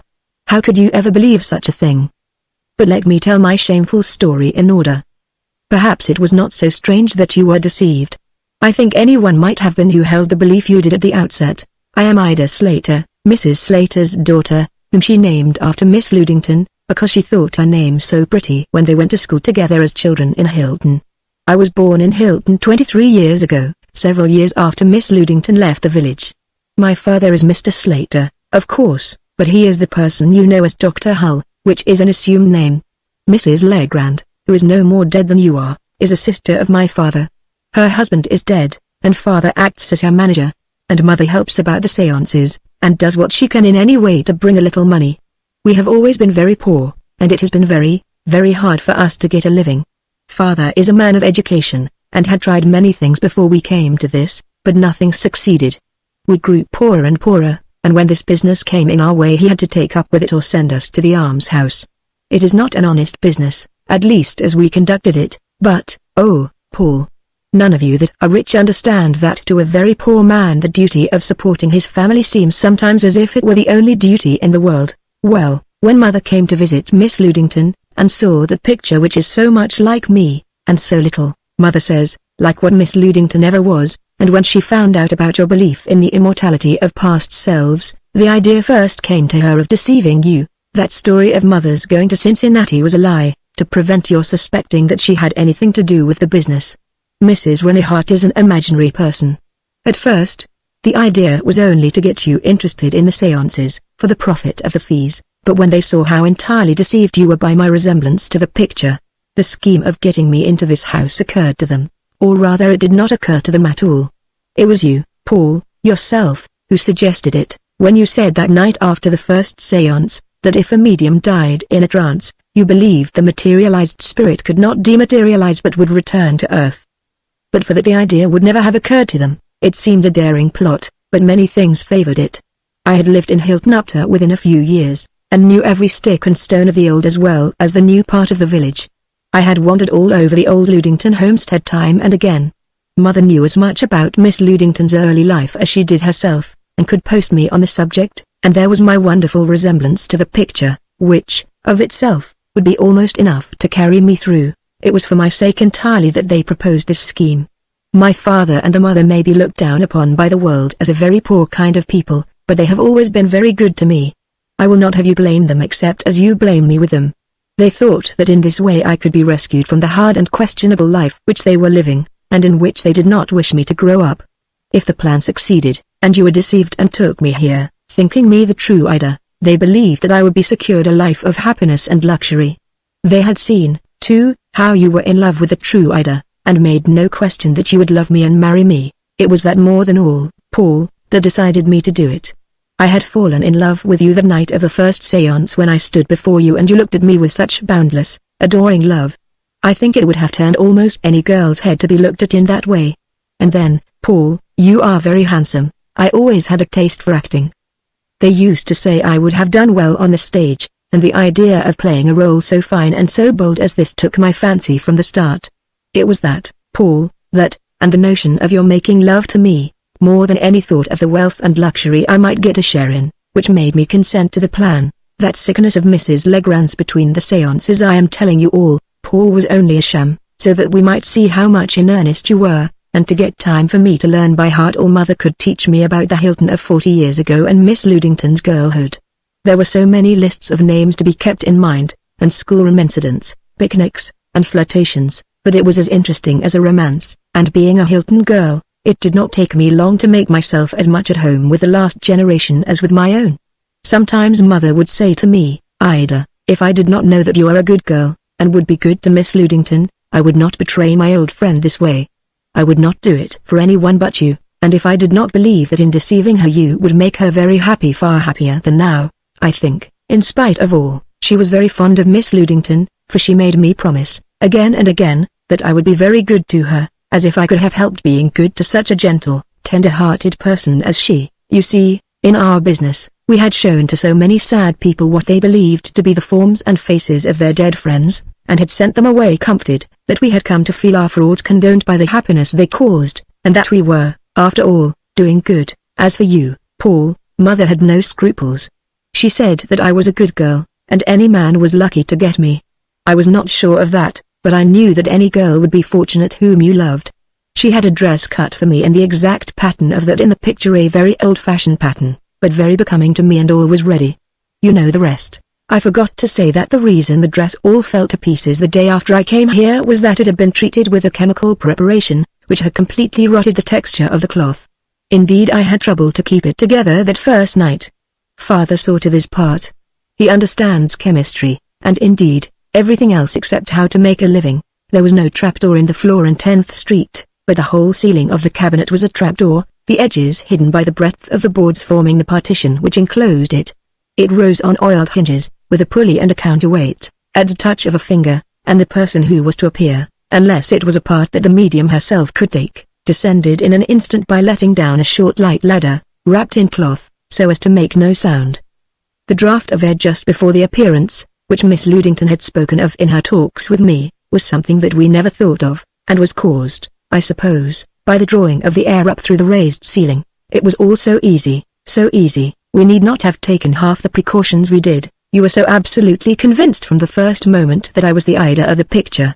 From the time I came home with you that night till now there has been no question of my proving who I was, but only of Miss Ludington's proving, and of your proving, to me, that you were the persons you claimed to be. It was not whether I was related to her, but only that she was related to me, which Miss Ludington thought in any need of demonstration. And as for you, Paul, it is not your fault that I was not your wife weeks ago, and so I should have been, and Miss Ludington's heir besides, but for two particulars in which our plot was fatally defective. It provided for all contingencies, but made no allowance for the possibilities that I might prove capable of gratitude towards Miss Ludington, and that I might fall in love with you. Both these things have happened to me, and there is no choice left me but to fly in the night. Of course I had expected you to fall in love with me, and had fancied you so much, after seeing you the first time, as to feel that it would be very fine to have you for a lover, and even for a husband. But that was not really love at all. I think if you could understand even a little what dismay came over me when I first realized that my heart was yours, you would almost pity me. After that, to deceive you was torture to me, and yet, to tell you the truth would have been to make you loathe me like a snake. Oh, Paul, think of what I have suffered these past weeks, and pity me a little. You will understand now why it was that I could not bear to have the circumstances of the fraud we had practiced on you alluded to in my presence, and why, after the first few days, I never spoke of them myself. When Father, whom you know as Dr. Hull, came that day to see how the plot was succeeding, I thought I should die with shame. He tried to catch my eye, and to get a chance to speak with me, but I avoided him. He must have gone away very much puzzled by my conduct, for it had been arranged between us that he should come. By that time, you see, I had become heartsick of the part one was playing, but, Paul, you must not think that it was mere sham, Father's drawing you out so much to talk at the table that night, and pretending to be so much taken up with what you said. He is great for being taken up with new ideas, and I think his interest was quite genuine. I knew before I left home that he half believed you to be right about the immortality of past selves. For my part, I believe it wholly, and that I have abused not only Miss Ludington and you, but the spirit of her whom I have personated. If Miss Ludington had not so loaded me with kindness I could have borne it better, but to have that sweet old lady fairly worshipping the ground one trod on, and covering one with gifts, and dresses, and jewels, would have been too much, I think, for the conscience of the worst person in the world. I should have fled from the house before I had been here a week but for you, Paul. I could not bear to leave you. If I had only gone then I should have saved myself much, for what would it have been to leave you then to what it is now? It was very wrong in me to promise to marry you that night when you came to me, for I knew then as well as now that I never could. But I loved you so, I had no strength. Oh, these last happy weeks. I wonder if you have been so happy as I, so happy or so miserable. I don't know which to say, for all the time there was a deadly sickness at my heart, and every night I cried myself to sleep, and woke up crying, and yet I loved you so I could not but be happy in being where you were. Remember always, Paul, that if I had not loved you so, I should have let you marry an adventuress, for that is what I suppose you will call me now, you, who could not find words tender enough for me. Yes, if I had loved you less, I would have been your wife, and I would have made you very happy, just as we made so many poor people happy at our seances by deceiving them. But I could not deceive you. It is true that I have been meanwhile deceiving you, but it has only been from day to day. I knew it was not to last, and I lacked strength to end it sooner. Think how dear your kisses must have been to me, that I could endure them with the knowledge all the while that if you knew whom you were kissing, you would spurn me with your foot. As soon as you began to urge me to name a day for our marriage I knew that the end was near. You wondered why I cried so whenever you spoke of it. You know now. Today Miss Ludington told me that she intended to adopt me and leave me her fortune, so that I need feel under no necessity to marry you if I did not wish to. Think of that, Paul. Can you conceive of anyone so low, so base, as to be capable of taking advantage of such a heart? As she was talking to me, I made up my mind that I must go tonight. This evening, when I was helping her to bed, I have been so glad to do all I could for her. It took away a little of my shame to see how happy I made her. She seemed so troubled because I could not keep my tears from falling. When you read her this she will think her sympathy wasted. And yet she will not think hard of me. She could not think hard of anyone, and I am sure I love her dearly, and always shall. Oh, Paul, my darling, do not despise me utterly. My love was pure, it was as pure as anyone's could be, though I have been so bad. I think my heart was breaking when you found me crying on the piazza tonight. It was not only that I must leave you, and never look on your face again, but that I must give over my memory to your scorn and loathing. When you took me in your arms and comforted me, my resolution all gave way, and I felt that I would not, could not, go.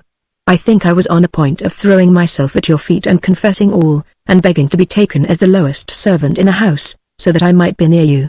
And then it was that you began to explain to me that, although I might not be aware of it, the reason that I could not be your wife was that, having come from heaven, my nature was purer than that of earthly women, and shrank from marriage as a sacrilege. Think of your saying that to me. When I comprehended you, and saw that you actually believed what you said, I realized the folly of imagining that you could ever pardon me for what I had done, or that the gulf between what I was and what you thought me to be could ever be bridged. So it was that you yourself gave me back the resolution and the strength to leave you, which went from me when I was in your arms.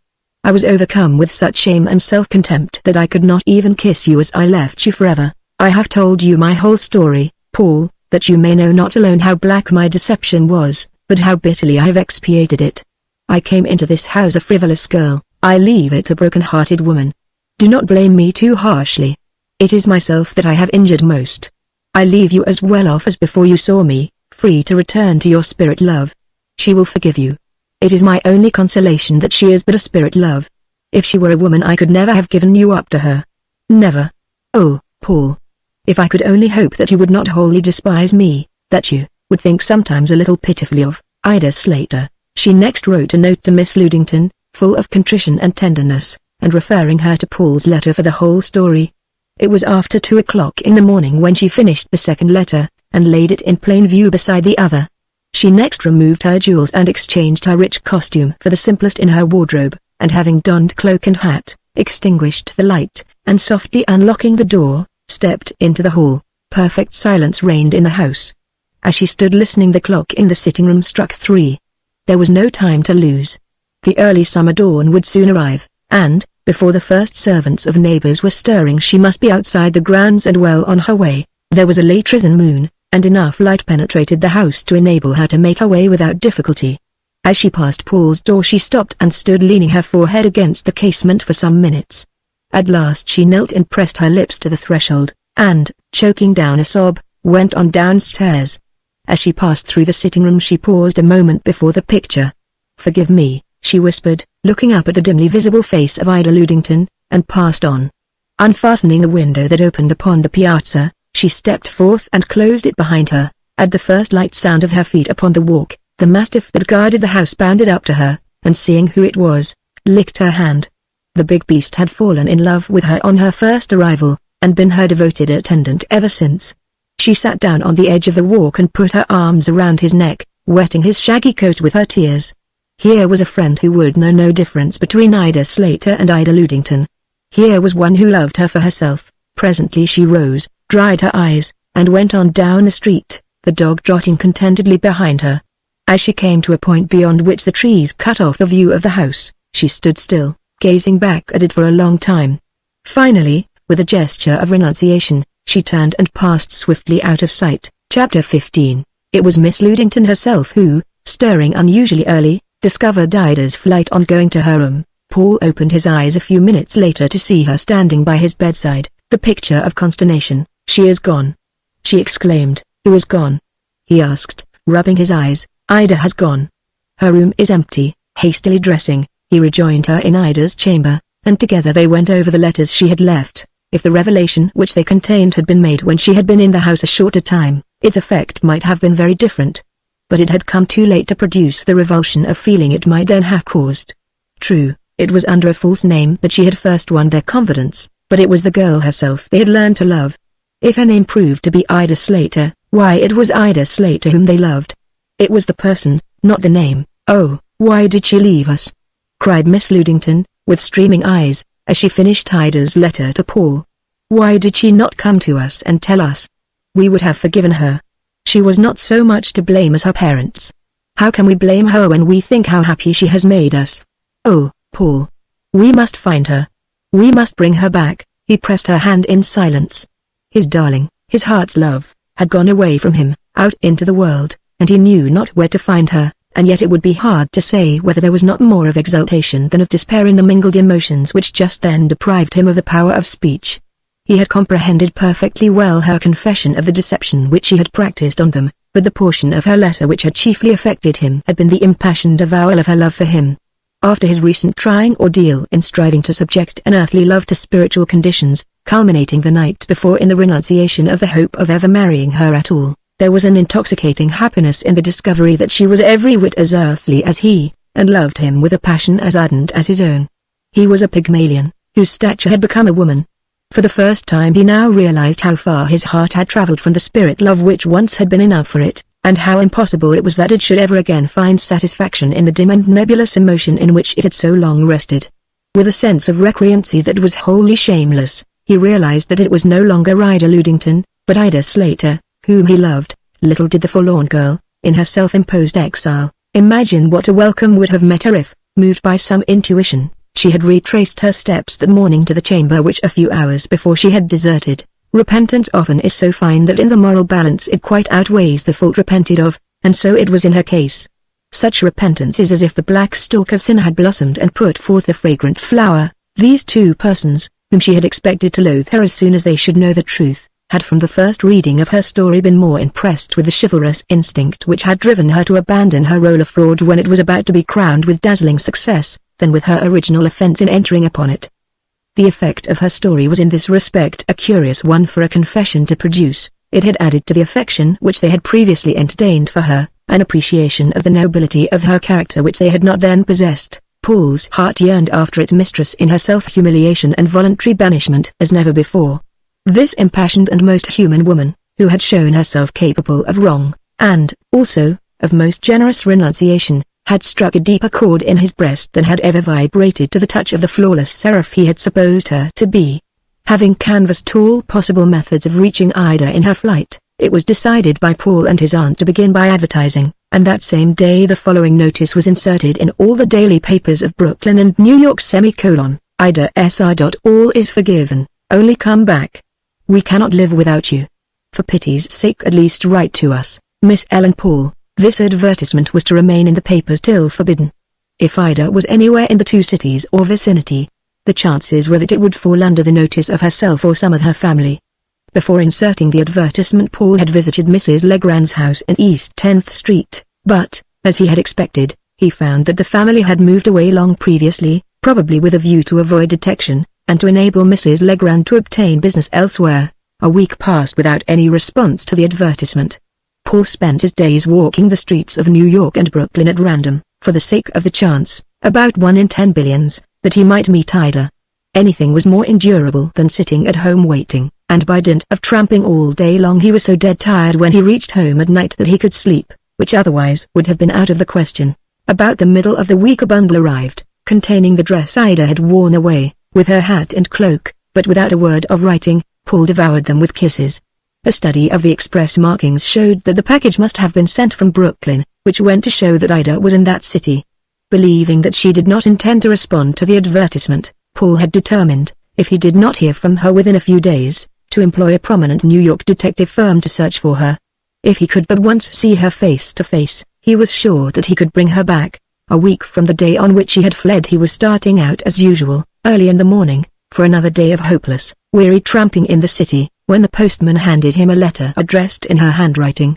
It was to him like a voice from the grave, and read as follows: I have seen your advertisement for me. I cannot believe that you have forgiven me. You could not do it. It is impossible. Even if I could believe it, I do not think I should ever have the courage to face you after what you know of me. I should die of shame. Oh, Paul. If you could see how my cheeks burn as I write this, and know that you will see it. But I cannot deny myself the happiness of writing to you. There is no reason why we should not write sometimes, is there? Though we never see each other. Does Miss Ludington really forgive me, or does she merely consent to have me return because you still care for me? If you do still care for me, oh, Paul. I cannot believe it. Do you forget what I have done? Read over again the letter I left for you when I came away. You must have forgotten it. Read it carefully. Think it all over. Oh, no, you cannot love me still, Ida Slater, Paul replied with the first love letter he had ever written, and one that any woman who loved him must have found irresistible. He enclosed a note from Miss Ludington, assuring Ida of the unhappiness which her flight had caused them, the undiminished tenderness which they cherished for her, and the cruelty she would be guilty of if she refused to return. In response to these letters there came a note saying simply, I will come. On the evening of the day this note was received, as Paul and Miss Ludington were together in the sitting room talking as usual of Ida, and wondering on what day she would return, there was a light step at the open door, and she glided into the room, and, throwing herself on her knees before Miss Ludington, hid her face in her lap. It was an hour before she would raise her head, replying the while only with sobs to the kisses and caresses showered upon her, and the assurances of love and welcome poured into her ears. When at last she lifted her face, her embarrassment was so distressing that in pity Miss Ludington told Paul he might take her out for a walk in the dark. When they came back her cheeks were flushed as redly as when she went out, but, despite her shame, she looked very happy. She is to be my wife in 2 weeks from today, said Paul, exultantly. I ought not to let him marry me.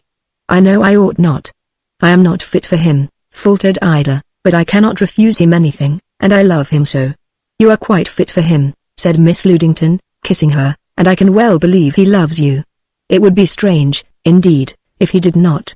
You are a noble and a tender woman, and he will be very happy. In the days that followed, Ida was at first much puzzled to account not only for the evident genuineness of the esteem which her friends cherished for her, but for the fact that it seemed to have been enhanced rather than diminished by the recent events.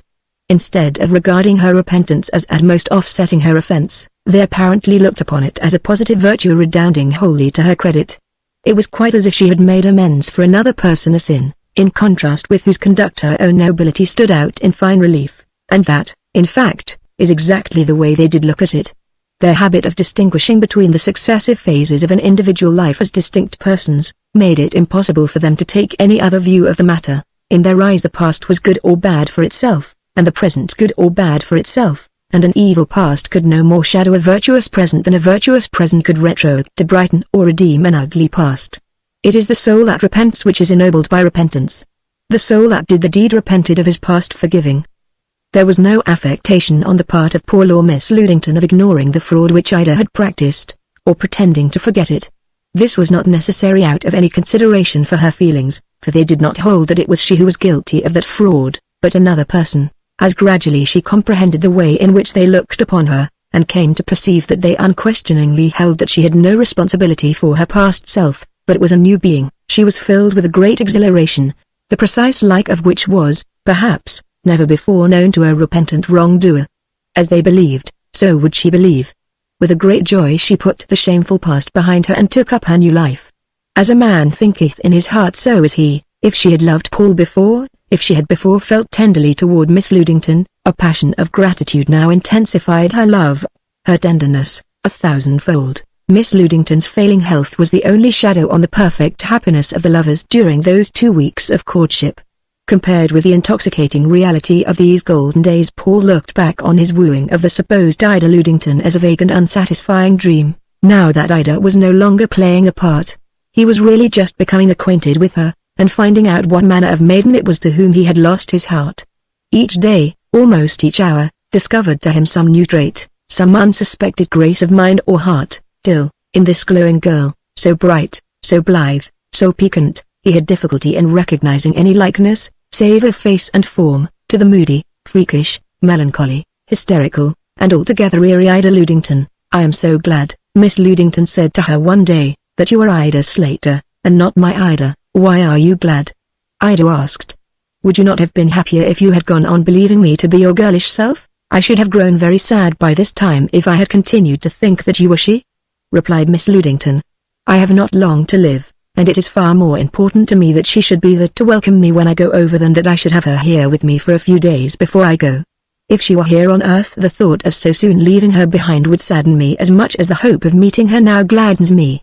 Miss Ludington neither talked herself nor permitted others to talk in a melancholy tone of the probable nearness of her end. "Death may seem dreadful," she said to Ida one day, "to the foolish people who fancy that an individual dies but once, forgetting that their present selves are but the last of many selves already dead. The death which may now be near me is no sadder, no more important, than the deaths of my past selves, and no different, save in the single respect that this time no later self will follow me. This house of our individuality, which has sheltered us in turn, having become incapable of being repaired for the use of subsequent tenants, is to be pulled down. That is all." Another time she said, "It is very strange to see people who dread death always looking for it instead of backward. In their fear of dying once they quite forget that they have died already many times. It is the most foolish of all things to imagine that by prolonging the career of the individual, death is kept at bay. The present self must die in any case by the inevitable process of time, whether the body be kept in repair for later selves or not. The death of the body is but the end of the daily dying that makes up earthly life." They were married in the sitting-room before the picture that had exerted so strong an influence upon their lives. The servants were invited in, but there was no company. Ida wore a white satin with a low corsage, and as she stood directly below the picture, the resemblance impressed the beholders very strikingly. It was as if the girl had stepped down from the picture to be married. Ida had demurred a little to standing just there, which had been the suggestion of Miss Ludington. She was not without a vague superstition that the spirit of the girl whose lover she had stolen away would not wish her well. But when she hinted this, Miss Ludington replied, "You must not think of it that way. What has a spirit like her to do with earthly passions?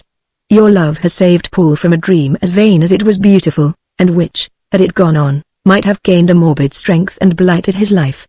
I like to fancy, and I know it is Paul's belief, that the spirit of my Ida influenced you to come to us just as you came, that under her form Paul might fall in love with you.